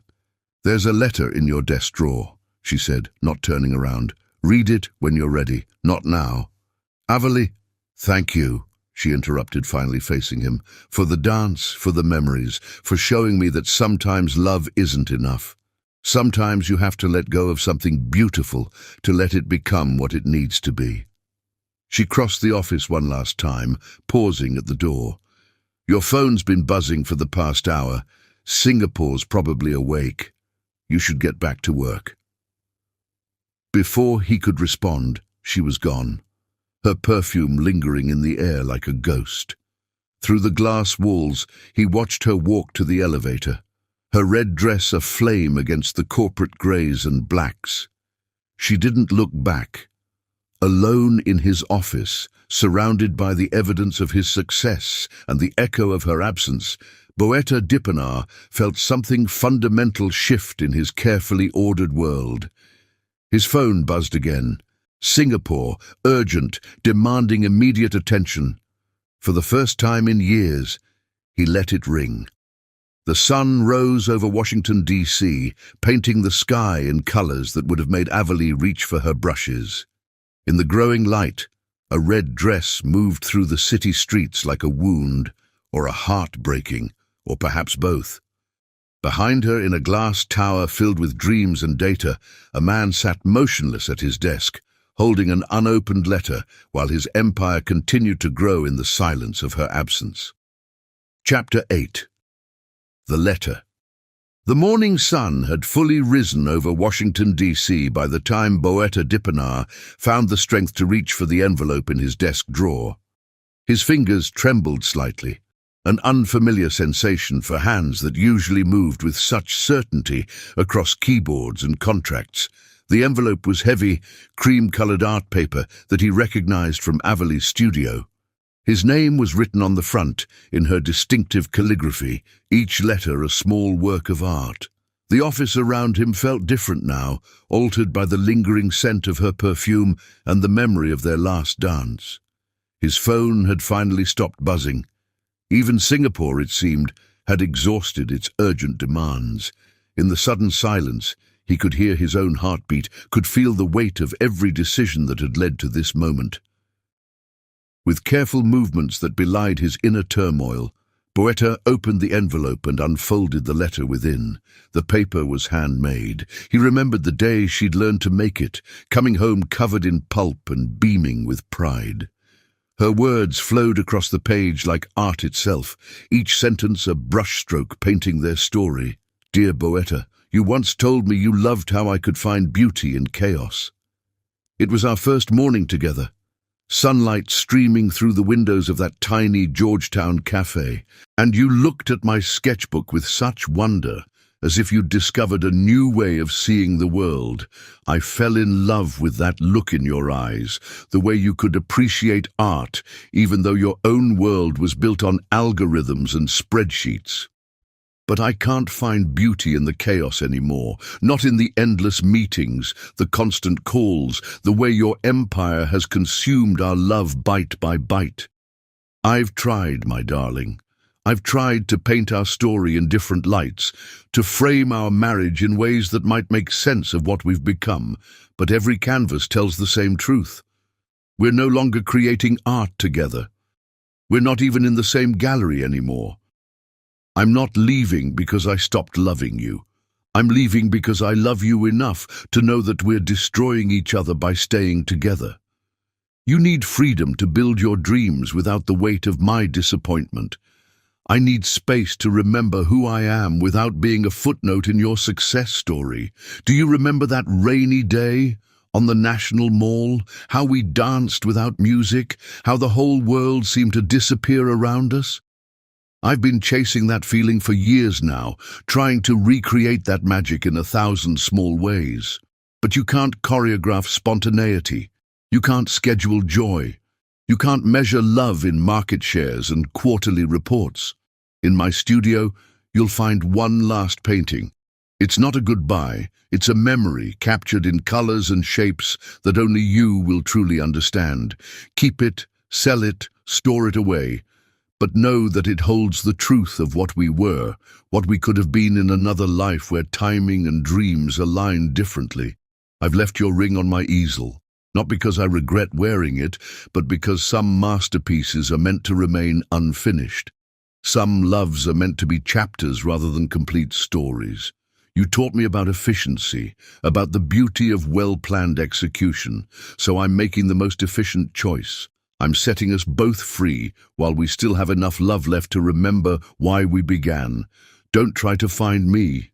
Sometimes love means letting go, and I need to learn who I am in a world that isn't defined by your success or shadowed by your dreams. I've accepted a curator position abroad. By the time you read this, I'll be gone. Don't worry about the apartment or our shared accounts. My lawyer will contact yours with everything you need. I want you to know that I'm proud of you, proud of the empire you've built, the lives you've changed, the world you're reshaping. You're going to be exactly who you've always wanted to be, the visionary, the innovator, the man who changed the way the world does business. I just can't be the woman who watches her own dreams fade while yours take flight. You'll wonder if there was something you could have done differently. There wasn't. We were two artists working in different mediums, you with technology and markets, me with paint and canvas. For a while, we created something beautiful together, but art can't survive in a vacuum, and I've been suffocating in the shadow of your success. Take care of yourself, my love. Remember to look up from your screen sometimes. Remember that success isn't just measured in stock prices and market penetration. Remember that once, on a rainy day in our nation's capital, you danced with a girl who saw beauty in chaos. And for a moment, you saw it too. I'll carry the memory of that moment with me always. It will be my masterpiece, the perfect capturing of love before reality added its harsh brushstrokes. Be magnificent, be powerful, be everything you've dreamed of being. But please, don't look for me. Some paintings are meant to be appreciated from a distance, and some loves are meant to live in memory rather than reality. Always, Avalie P.S. I've left you one last gift. A series of small paintings hidden throughout your office. Each one captures a moment from our time together. Find them when you need to remember that once You knew how to dance in the rain. Boeta read the letter 3 times, each reading revealing new layers of meaning, new depths of pain and love. His hands shook as he set it down on his desk, the morning light catching the tears that had fallen on the handmade paper. With newfound awareness, he began to look around his office. Really look for the first time in years. In corners he'd never noticed, behind awards he'd stopped seeing, he found them. Tiny canvases, each one a window into their past. A miniature of the Georgetown cafe where they'd met. A watercolor of their first apartment, an abstract piece that somehow captured the exact shade of dawn on their wedding day. He found himself moving through his office like a man in a dream, discovering these small treasures she'd hidden away.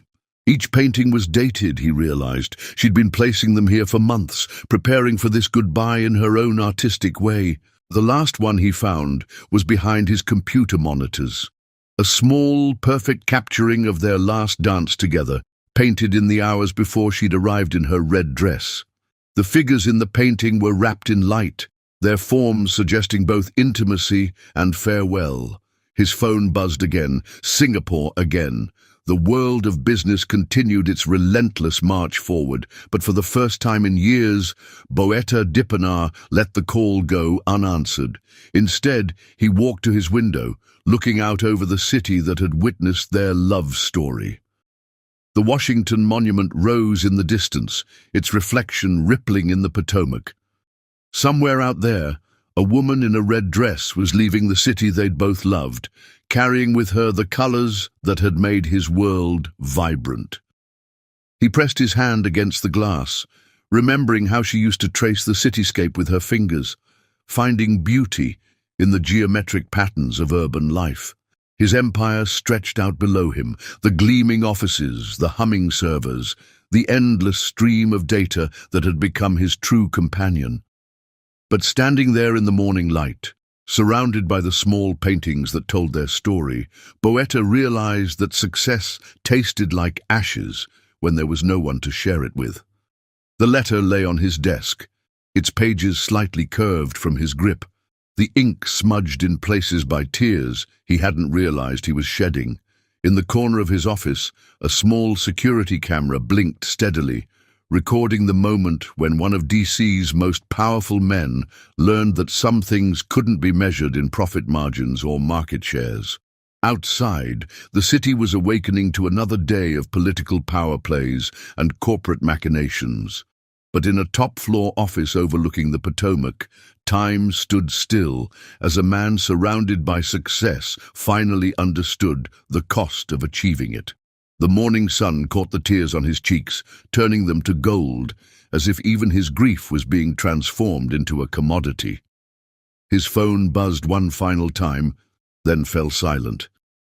In the quiet, Boeta could almost hear the echo of their last dance, could almost smell her perfume, could almost believe that if he turned around quickly enough, she would still be there in her red dress, ready to teach him again how to find beauty in chaos.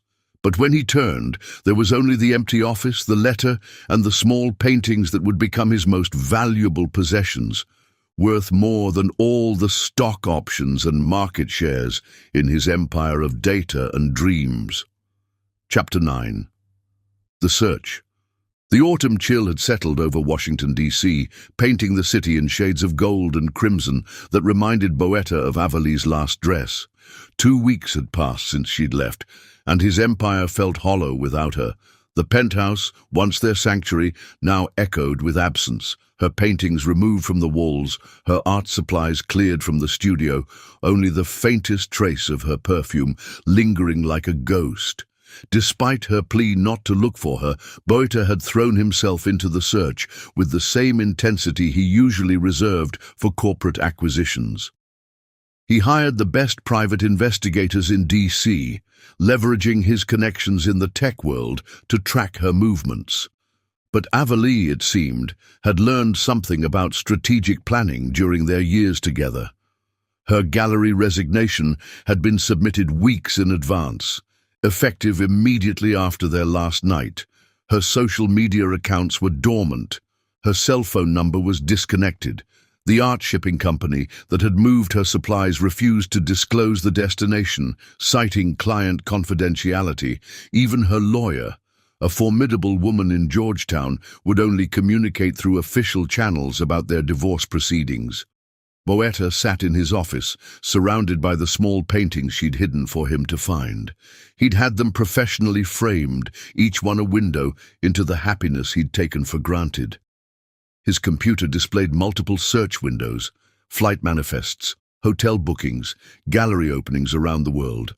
Somewhere out there, Avali was starting a new life, and for the first time, his technological empire felt useless in the face of her determination to disappear.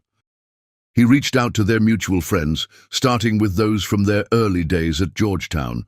Most seemed unsurprised by their separation, which stung more than he expected. Some, like Marcus from the gallery circuit, were politely evasive, suggesting they'd been prepared for this outcome. "I'm worried about her," Boetta told Marcus over coffee at their old Georgetown cafe. The Ethiopian blend they'd once shared now tasted bitter on his tongue. "Are you?" Marcus asked, studying him over the rim of his cup. "Or are you worried about yourself, about losing control of a situation for the first time in your life?" The question hit too close to home. Boetta had spent the past 2 weeks oscillating between grief and frustration. Unused to problems he couldn't solve with money or technology, his corporate efficiency had been replaced by a frantic energy that concerned even his most dedicated employees. He visited every place in D.C. that held significance in their relationship. The spot on the National Mall where they danced in the rain was now occupied by tourists taking photos of the monuments. The Jefferson Memorial, where they'd exchanged vows, stood serene and indifferent to his pain. Even their favorite Eastern Market breakfast spot felt different without her artistic eye finding beauty in the mundane details. The search became an obsession. He hired more investigators, expanded the search internationally. His assistant Jennifer watched with growing concern as he pushed aside crucial business meetings to pursue another possible lead. The Singapore expansion, once his primary focus, now felt insignificant compared to finding the woman who had brought color to his world. 1 month into the search, a breakthrough came from an unexpected source. A junior curator at the National Portrait Gallery, reviewing archived security footage for a different project, noticed Avali in the background of a frame. The timestamp showed her entering the conservation department 3 days before their last night together. Boetta practically ran to the gallery, his usual composed demeanor forgotten in his eagerness for any connection to her. The conservation department was basement level, a maze of climate-controlled rooms where art was restored and preserved. The head conservator, an elderly woman named Dr. Chen, regarded him with a mixture of sympathy and caution. "Yes, she was here," Dr. Chen confirmed, leading him through the quiet workspace. She wanted to learn about art preservation techniques, said something about ensuring certain pieces would survive for future generations. They stopped before a workstation where, Dr. Chen explained, Avali had spent several hours studying the effects of time and environment on various materials. She was particularly interested in how different pigments age, the conservator added, how some colors fade while others endure. The metaphor wasn't lost on Boetta. He could almost see her here, absorbing knowledge about preservation while planning their final goodbye. Had she been thinking about how to preserve their memories, even as she prepared to leave? How to ensure their love story would endure, even as their marriage faded? His next lead came from a chance encounter at the Kennedy Center. The jazz quartet that had played at their wedding was performing, and Boetta attended on a whim, torturing himself with memories of happier times. After the performance, the saxophone player recognized him. "Mr. Dippenar," the musician called out, "I've been meaning to contact you. Ms. Charm asked us to give you something, but only after sufficient time had passed." The envelope he handed over contained a single sheet of Avalie's handmade paper. On it, she had painted a small scene of their first dance as husband and wife. Below the image, she had written, "Some music plays on even when the dance has ended." The search continued, becoming more refined as Boeta learned to think like an artist rather than a tech mogul. He began visiting galleries in other cities, studying exhibition schedules, looking for her distinctive curatorial style. He learned about the international art scene, about how curators move between institutions, about the network of relationships that govern the art world. Their mutual friend Themba finally broke down after 2 months of Boeta's persistent questioning. Over drinks at the old Ebbet Grill, he revealed a crucial piece of information. She took a curator position abroad. That's all I can say. She made me promise. The confirmation that she had left the country sent Boeta into a new phase of searching. He expanded his investigation to major galleries and museums worldwide, looking for new hiring announcements, upcoming exhibitions, anything that might bear her artistic fingerprint. His obsession began to affect Capital Tech. Board members whispered about his distraction, about delayed decisions and missed opportunities. The Singapore expansion, once his dream project, stalled as he devoted more time to his personal search. His empire, built on precision and focus, began to show signs of strain. One evening, alone in their penthouse, Boeta found himself in her former studio. The room still held echoes of her presence. A forgotten paintbrush under the radiator, a smudge of blue paint on the windowsill, the particular way the light fell across the now empty easel. He sat on her paint-stained stool, surrounded by the ghost of their life together. On impulse, he picked up the paintbrush, dipping it in some abandoned paint. On a scrap of paper, he tried to capture how he felt, the way his world had lost its color, the ache of her absence, the desperate need to find her. The result was childish, clumsy, nothing like her masterful works. But the act of creating, of trying to express emotion through art, gave him a new understanding of her world. 3 months into the search, another clue emerged. A gallery owner in New York mentioned seeing one of Avalie's distinctive installations in a Chelsea window. Boeta flew there immediately, hope rising in his chest like a tide. But the gallery owner's description led nowhere. The installation had been temporary, and no one could say where the artist had gone next. Back in D.C., the fall colors faded to winter gray. The city prepared for the holiday season, strings of lights appearing along K Street like stars brought down to earth. Boeta wandered through their old haunts, seeing memories around every corner. The cafe where they'd met had closed, becoming another victim of changing times. The spot where they'd danced in the rain was now under construction, the National Mall's eternal evolution continuing without regard for personal history. His phone buzzed constantly. Business demands, board concerns, the endless needs of his digital empire. But for the first time in his career, Boeta Dipanar wasn't answering.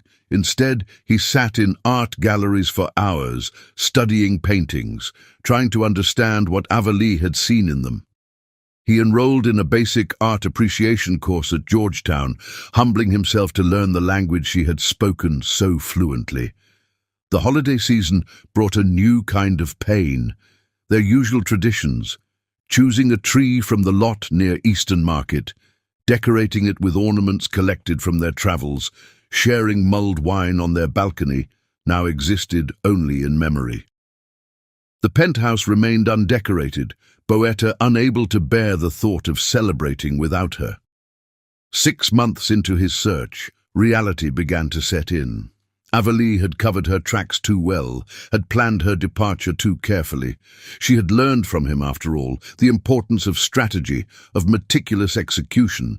But where his plans had always focused on acquisition and growth, hers had centered on preservation and independence. The irony wasn't lost on him. He had spent years teaching her about efficiency and strategic planning, and she had used those lessons to orchestrate the perfect disappearance. His own methods, turned against him, had proven more effective than he could have imagined. One snowy evening, as he sat in his office surrounded by her hidden paintings, Boetta finally understood what she had meant in her letter. Some loves were meant to live in memory rather than reality. Some paintings were meant to be appreciated from a distance. His search, driven by the same controlling instincts that had driven her away, was perhaps the clearest proof that she had been right to leave. The Singapore expansion moved forward without his constant oversight. Capital Tech continued to grow, its momentum carrying it forward despite his distraction. But Boetta Dipenar, the man who had once measured everything in profit margins and market shares, found himself measuring time differently now. In memories, in moments, in the spaces between heartbeats where love used to live. Winter settled over Washington, D.C., covering the city in a blanket of white that reminded him of blank canvases waiting to be filled. Somewhere in the world, Avalee was creating new art, telling new stories, painting new memories. And here, in the city where their love had bloomed and faded, Boetta learned the hardest lesson of all, that sometimes the most powerful act of love was letting go. Chapter 10. The Discovery. 6 months had passed since Avalee's departure, and winter was finally releasing its grip on Washington, D.C.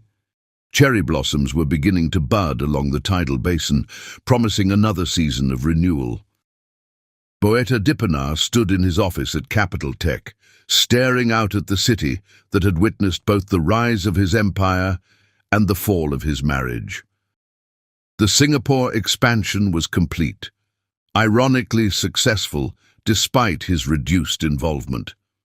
His company had grown, even as his personal life had shrunk to a series of habits and routines that felt more like survival than living.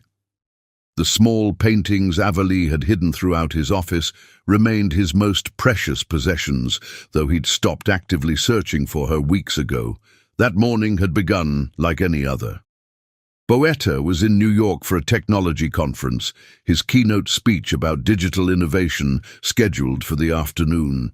He had arrived early, walking through the Chelsea neighborhood to clear his head before the presentation. The gallery windows that lined the streets reflected the morning sun, each one a reminder of Avalee's world. And then he saw it.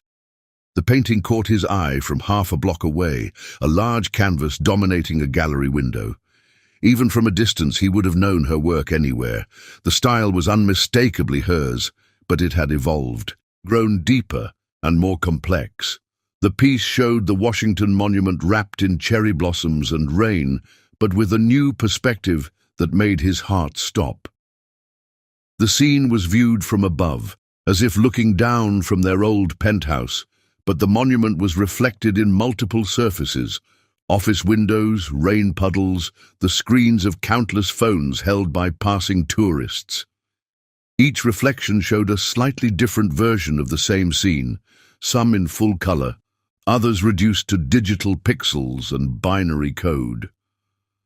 Boetta stood transfixed, recognizing himself in the cold digital reflections, seeing their entire relationship captured in the interplay between organic beauty and technological precision. A small placard beside the painting announced an upcoming exhibition in Montreal.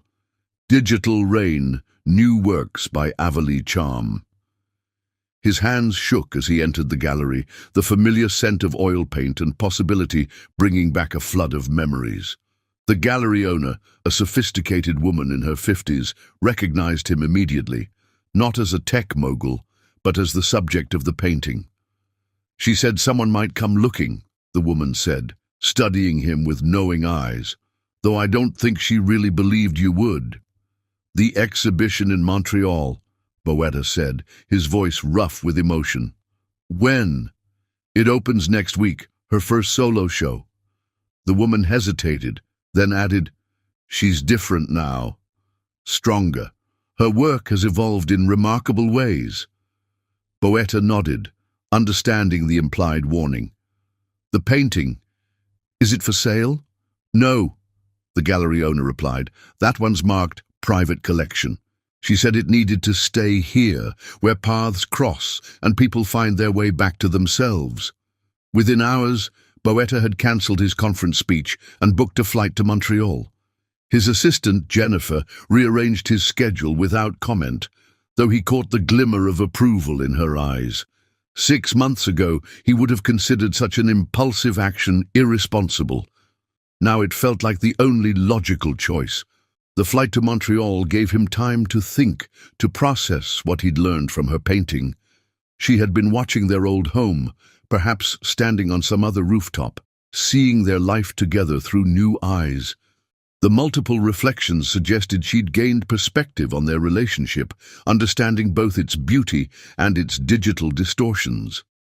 Montreal welcomed him with a fresh blanket of late winter snow, the city's blend of old and new architecture, reminding him of Avalie's appreciation for contrasts.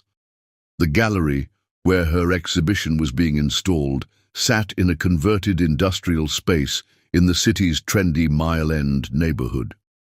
Through the gallery's windows, he could see her directing the installation, her braids now styled differently, her movements confident and purposeful. She wore paint-stained overalls over a cream turtleneck, looking more like the artist she'd always been than the curator's wife she'd tried to become. Boetta watched her work, remembering how she used to move through their home with that same focused grace. She was arranging pieces in a sequence that told a story, their story, he realized, but told from a perspective he'd never considered. Each painting captured a moment of their relationship, transformed through her artistic lens into something universal. There was their first meeting, but painted as a collision of geometric patterns and organic forms. Their dance in the rain appeared as a study in digital precipitation, each droplet containing fragments of code and color. Their wedding day was reimagined as a mesh of traditional imagery and binary sequences. The centerpiece of the exhibition stopped him cold. It was a massive triptych titled Empire of Data, showing their penthouse view of DC at 3 different times of day. In the first panel, sunrise painted the city in hopeful hues. The middle panel showed noon, harsh light revealing the city's ambitions and angles. The final panel depicted night, but instead of darkness, the city glowed with digital light, each window a pixel in an endless display of ones and zeros. He was so absorbed in studying the paintings that he didn't notice the gallery had gone quiet. When he finally turned, Avalie was standing a few feet away, her expression a complex mixture of emotions he'd once known how to read. "You found me," she said softly, not a question, but a statement of fact. "You're painting in Chelsea," he replied. "I would know your work anywhere." She nodded, moving closer to the triptych. "I needed to understand it," she said, gesturing to the paintings. "What happened to us? How we lost each other in your beautiful digital empire. I needed to paint it to make sense of it." "And did you? Make sense of it?" "Some things can't be fully understood," she answered, turning to face him. "They can only be experienced, processed, and eventually accepted. Like rain. You can measure it, analyze its patterns, predict its behavior, but you can't really know it until you've danced in it." The reference to their rain dance made his heart clench. He looked closer at her, seeing new confidence in her posture, new wisdom in her eyes. She had changed just as the gallery owner had warned, but so had he. "I've been learning about art," he said, the words feeling inadequate. "Taking classes at Georgetown. Trying to understand your world the way you tried to understand mine." A small smile played at her lips. "And what have you learned?" "That some things can't be quantified, that success isn't always measurable, that love isn't a resource to be managed, but a masterpiece to be cherished." Avalie's eyes softened slightly. She moved to another painting, one showing a woman emerging from a digital cocoon, her form becoming more vibrant as she broke free from the pixels that had confined her. "This is who I am now," she said, touching the canvas gently. "I'm not running anymore, not hiding. I'm creating something new from what we were, what we lost, what we learned." "I know," Boetta replied. "I can see it in your work. You're stronger now, more fully yourself." He paused, gathering courage. "I've changed too. The company runs itself more now. I've learned to delegate, to step back, to find balance. Because I left.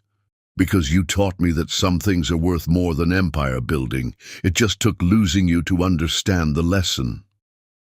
Outside the gallery windows, Montreal's winter light painted the snow in shades of gold and rose. Inside, surrounded by the artistic chronicle of their love story, two people who had lost their way stood at a crossroads of possibility. "I'm not coming back to DC," Avalee said firmly. "I have a life here now, a community. My work is finally being recognized for what it is, not as an extension of your success." "I know," Boetta nodded. "I'm not asking you to come back. I'm asking for a chance to know who you are now, to show you who I've become." She studied him for a long moment, her artist's eye taking in the changes 6 months had wrought. He was still impeccably dressed, but there was something softer about him now, something more human in the way he held himself. "There's a cafe around the corner," she said finally. "They make Ethiopian coffee almost as good as Georgetown's. We could talk." "I'd like that," he replied, understanding this was not a reconciliation, but a beginning. A chance to know each other again, not as husband and wife, but as two people who had loved, lost, and learned from both. As they walked through Montreal's snowy streets, Boetta realized that finding Avalee had never been about reclaiming what they'd lost. It was about discovering what they might become, separately and perhaps, if they were very lucky, together again in some new way that honored both their dreams. The cafe was warm and inviting, smelling of coffee and possibility. As they sat across from each other, steam rising from their cups like memories given form, Boetta understood that some discoveries weren't endpoints, but beginnings. In the end, he had found not just Avalee, but a new way of seeing the world, through eyes that could appreciate both digital precision and artistic chaos, both planned success and spontaneous joy. Outside, snow began to fall, each flake a perfect combination of natural beauty and geometric precision, much like the love story captured in the paintings hanging just around the corner. Chapter 11. The Reunion. The Montreal winter had softened into early spring by the time Boetta found himself standing in Avalee's studio, surrounded by the evolution of her art. 2 weeks had passed since their coffee shop reunion, 2 weeks of careful conversations and rediscovered connections. Her workspace occupied the top floor of a converted textile factory in Mile End, its massive windows offering a view of Mount Royal, dusted with the last remnants of snow. Unlike her careful, pristine studio in DC, this space exploded with creative energy. Canvases leaned against every wall, some finished, others in various stages of completion. Paint splatters decorated the wooden floors like abstract constellations. The scent of oils and turpentine mixed with the aromatic Ethiopian coffee she still preferred, creating an atmosphere that was uniquely Avalee. "You're missing board meetings," she said softly, watching him examine her latest work. A piece that showed their old penthouse view transformed into a digital garden, where flowers made of binary code bloomed among real cherry blossoms. "Yes," he replied, turning to face her, "and I've never been more certain of any decision." He showed her the changes he'd made, photos on his phone of his restructured office, his delegated responsibilities, his new approach to leadership. The final image was a promise written in paint on one of her blank canvases back in his DC office. "Some moments can't wait." Avalee moved closer, studying the images. She wore paint-stained overalls over a simple black turtleneck, her braids pulled back with a colorful scarf. Success had changed her too. There was a quiet confidence in her movements, an assurance that came from standing on her own. "Tell me about the company," she said, gesturing to two paint-splattered chairs near the windows. "Really tell me, not the press release version." So he did. He told her about the completed Singapore expansion, but focused on the human stories, the local artists he'd hired to design their office spaces, the cultural consultants who'd helped them understand the community they were joining. He spoke about the changes he'd made to Capital Tech's structure, installing a strong management team that allowed him to step back from day-to-day operations. "I realized something," he said, watching the late afternoon light paint shadows across her face. "Technology should enhance life, not replace it. I'd built this empire focused on digital efficiency, but I'd forgotten why I started in the first place, to give people more time for what matters, not less." "And what matters to you now?" Avalee asked, her artist's eye noting the subtle changes in his posture, the way he seemed more present in his own skin. "Balance," he answered without hesitation. "The harmony between digital precision and human messiness, the beauty in imperfection." He gestured to her paint-splattered studio. "You taught me that, though it took losing you to understand the lesson." Avalee stood, moving to a canvas covered by a cloth. "I want to show you something," she said, pulling the fabric away to reveal a new painting. It showed their last dance in his office, but transformed. The figures were wrapped in streams of data that looked like embrace rather than imprisonment, their forms merging with both the digital and physical world in a way that suggested harmony rather than conflict. "I started this the day after you found me," she explained. "I needed to understand if what I was feeling was real or just nostalgia for what we had." "And what did you discover?" "That some love stories don't end. They just need to be repainted in different colors." She touched the canvas gently. "The woman I was in DC needed to break free, to find herself outside your shadow, but the woman I am now, she's strong enough to stand beside you without disappearing." Boetta moved closer, studying the painting with new understanding. "And the man I am now knows how to stand beside an equal without trying to control the composition." The moment stretched between them, full of possibility. Outside, Montreal life continued its rhythm, so different from DC's power-driven pulse. A street musician's saxophone drifted up from below, playing a jazz standard that reminded them both of Sunday mornings in their old apartment. "Dance with me," Boetta said suddenly, holding out his hand. "Not because of memories, but because of who we are now." Avalee looked at his offered hand, remembering another dance, another chance taken. "You're wearing an expensive suit," she warned, gesturing to her paint-splattered studio. "Some things are worth ruining a suit for," he smiled, the expression reaching his eyes in a way she hadn't seen in years. She took his hand. They moved together in the fading light, finding their rhythm among the canvases and creating their own art with their movements. Paint smudged on his jacket, colors transferred from her overalls to his pants, but neither cared. They were writing a new story, one that honored their past while embracing their changed selves. "I have a confession," Avalee said, as they swayed to the distant music. "I've been offered a position at the Montreal Museum of Fine Arts, head curator of contemporary art. They want me to build a new wing dedicated to digital art's intersection with traditional mediums." Boetta felt her tense slightly, waiting for his reaction. The old him might have seen this as a complication, an obstacle to be managed. The new him felt only pride and possibility. "That's incredible," he said sincerely. "Your vision has always been ahead of its time. They're lucky to have you." "It means I'll be staying in Montreal," she continued carefully, "building something of my own." "I know," he nodded. "And Capital Tech's Canadian headquarters could use a CEO who understands both the tech and cultural aspects of what we do." Avalee pulled back slightly, searching his face. You'd move to Montreal. The company doesn't need me in DC anymore.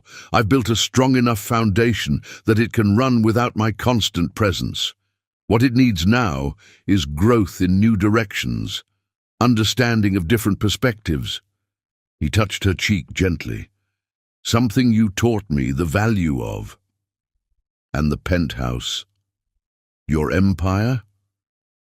Some emperors learn that ruling from a distance makes their kingdom stronger. His smile held both, humor and humility. Besides, I hear Montreal has excellent Ethiopian coffee. Avalie laughed, the sound echoing through her studio like music. It's not that simple, she cautioned. We're different people now. We can't just pick up where we left off. I don't want to pick up where we left off, Boeta replied. I want to start something new, something that honors both who we were and who we've become. She considered this, her artist's mind already composing the possibilities. We'd need rules, she said finally, real ones, not corporate guidelines that get overruled by the next crisis. Like what? Like no phones during dinner, like protected time for both our passions. Like understanding that success isn't just measured in market shares or gallery openings, but in moments of connection. Like dancing in paint-splattered studios, he suggested, drawing her closer.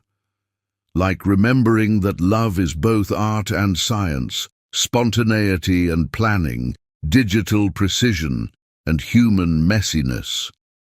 The last light of day painted her studio in gold, turning the paint splatters on the floor into a map of their journey, separate paths that had somehow led them back to each other. But this time they were meeting as equals, each strong in their own right, each ready to create something new together. There's one more thing, Avalie said softly, her hand finding his. Something I discovered a few weeks ago, something that made me start painting that new piece. She guided his hand to her stomach, still flat, but holding the promise of their future. Boeta's breath caught as understanding dawned, his eyes filling with tears that had nothing to do with market shares or corporate success. A masterpiece in progress, she whispered, watching joy transform his face. They stood together in the paint-splattered studio, the distant saxophones still playing, the city lights beginning to twinkle like stars. Two people who had lost their way found themselves and discovered that sometimes the most beautiful art comes from reimagining what's possible. "Stay for dinner?" Avalie asked, gesturing to her small kitchen area where fresh ingredients waited. "I thought we could cook together, like we used to on Sundays." Boeta reached for his phone, turned it off completely, not just silent but powered down, and placed it face down on a distant table. "I'd love to," he said. "Show me what you're creating these days." As they moved around her kitchen, sharing stories and rediscovering their rhythm, both understood that this wasn't an ending, but a beginning. They were crafting something new, a love story painted in fresh colors, a partnership that celebrated both their strengths, a future that merged the best of both their worlds. Outside, Montreal prepared for spring, the last snow melting to reveal new growth beneath. Inside the studio, surrounded by art that told their story, two people who had once lost each other in the chaos of success discovered that sometimes love needs distance to grow stronger, needs breaking to be rebuilt better, needs loss to be truly appreciated. And if paint somehow found its way onto Boeta's expensive suit as they cooked, danced and reconnected, well, some things were worth ruining a suit for. Chapter 12. New Beginnings. 1 year after their Montreal reunion, spring had returned to bring new life to their world. The converted warehouse loft they now shared in Mile End had become a perfect blend of their two souls. One half a state-of-the-art home office with views of the city skyline, the other a sunlit studio where creativity flowed freely. But the heart of their home was the nursery, its walls painted with a mural that told their love story in shapes and colors that their daughter would one day understand. Avalie's pregnancy had transformed her art in unexpected ways. Her latest exhibition, Digital Genesis, combined traditional paintings with interactive technology, creating pieces that responded to viewers' presence. The Montreal Museum of Fine Arts had given her free rein to revolutionize their contemporary wing, and critics were calling her work a breakthrough in merging digital and traditional art forms. Boetta had kept his promise. Capital Tech's Canadian headquarters had become a model for corporate innovation, not just in technology, but in human-centered design. He had rebuilt his company culture from the ground up, creating an environment where creativity and efficiency coexisted in perfect balance. His board meetings now included artists and cultural consultants, ensuring that their digital innovations enhanced rather than replaced human connection. On this particular morning, they stood together on their rooftop garden, watching the sunrise paint Montreal in shades of promise. Avalie, now 8 months pregnant, leaned back against Boetta's chest as his hands cradled her swollen belly. Their daughter was active this morning, kicking as if dancing to the city's awakening rhythm. "She's going to be a handful," Avalie smiled, placing her hands over his, already refusing to follow any schedule. "Good," Boetta replied, kissing her temple. "Some things shouldn't be bound by timetables." They had learned to dance between their worlds. Their home had 2 calendars, one digital for business commitments, one hand-painted by Avalie for their personal life. The painted one took precedence, its days marked with family commitments, date nights, and protected time for each of their passions. They had found that structure could support spontaneity when given the right foundation. The nursery was a testament to their new balance. Its smart monitoring system was hidden behind whimsical murals. The crib, handcrafted by a local artisan, had been designed using advanced 3D modeling. Even the mobile above combined delicate painted figures with tiny LED lights that twinkled like stars. "I have something to show you," Avalie said, leading him back inside to her studio. In the corner stood a covered canvas, her tradition now for special revelations. She pulled away the cloth to reveal their entire journey, painted in a style that merged her artistic vision with digital elements. The piece showed them dancing in his DC office, but the scene transformed across the canvas, evolving into their Montreal life, their forms becoming more integrated, more balanced, until in the final section they stood together, a tiny third figure glowing between them. "It's for the hospital wing," she explained, "the new mother and child unit. They want art that tells stories of love and transformation." Boetta studied the painting, seeing their past, present and future flowing together in perfect harmony. "It's beautiful," he said softly, "like everything you create." "We create," she corrected, taking his hand. "I couldn't have found this style without understanding your world better, just like you couldn't have humanized your technology without embracing art." They had built something unique together, a life that celebrated both their strengths. Their Sunday brunches were sacred, phones turned off, time measured only by conversation and connection. Yet during the week, they embraced the power of technology to keep them connected across their busy schedules. Video calls let them share moments from their separate worlds, bridges built between art galleries and boardrooms. "Do you ever miss DC?" Avalie asked, wrapping her arms around him as best she could, with her pregnant belly between them. "I miss some things," he admitted, "the energy, the ambition. But I found something better here, perspective. The ability to see success not just as numbers on a screen, but as moments like this." As if in agreement, their daughter kicked again. They both laughed, the sound echoing through the studio that had become a symbol of their rebuilt love. Paint stains decorated the floor in a pattern that tracked their year together. Here, the splatter from when he'd surprised her with news of Capital Tech's new arts endowment. There, the drips from when she'd told him their baby was a girl. Later that evening, as they prepared dinner together in their open-plan kitchen, Boetta's phone rang with a familiar tone. Singapore, another crisis needing attention. But instead of rushing to his office, he glanced at Avalie, silently asking her preference. "Take it," she smiled, understanding in her eyes. "I'll keep your food warm." He did take the call, but not before kissing her deeply and touching her belly once more.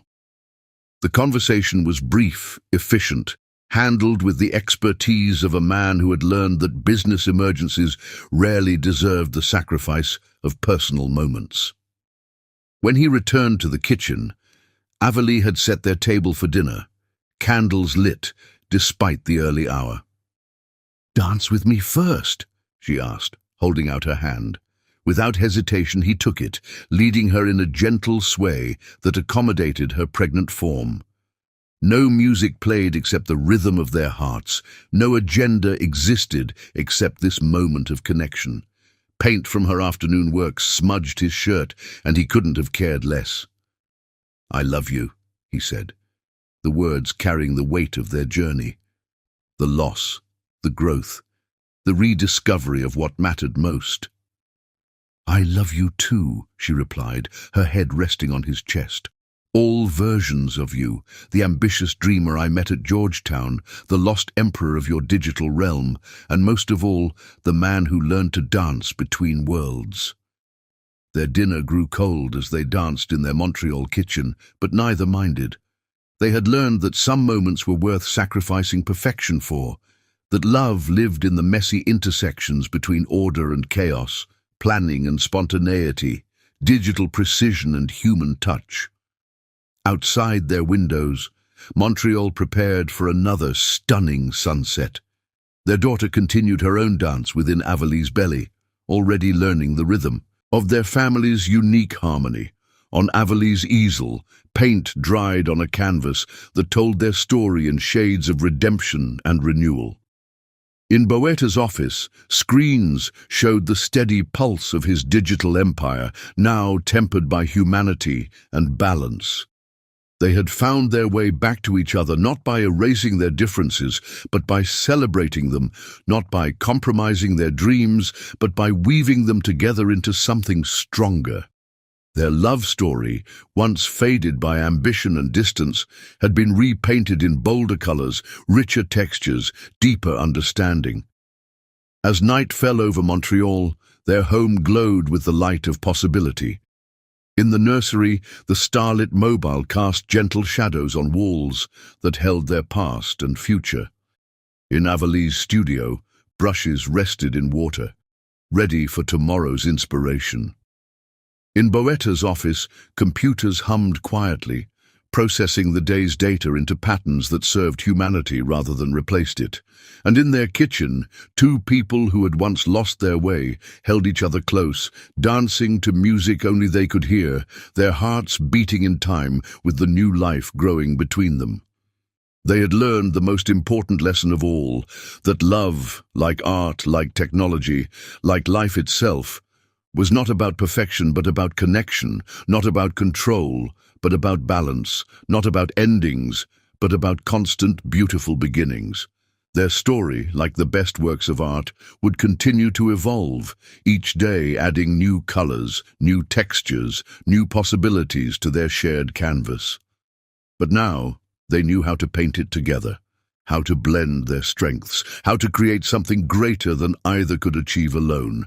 In the end, they had built more than a marriage, more than a family, more than a bridge between their worlds. They had created a masterpiece of love, painted in shades of forgiveness, understanding and joy, signed with the promise of forever. Not perfect, but perfectly them.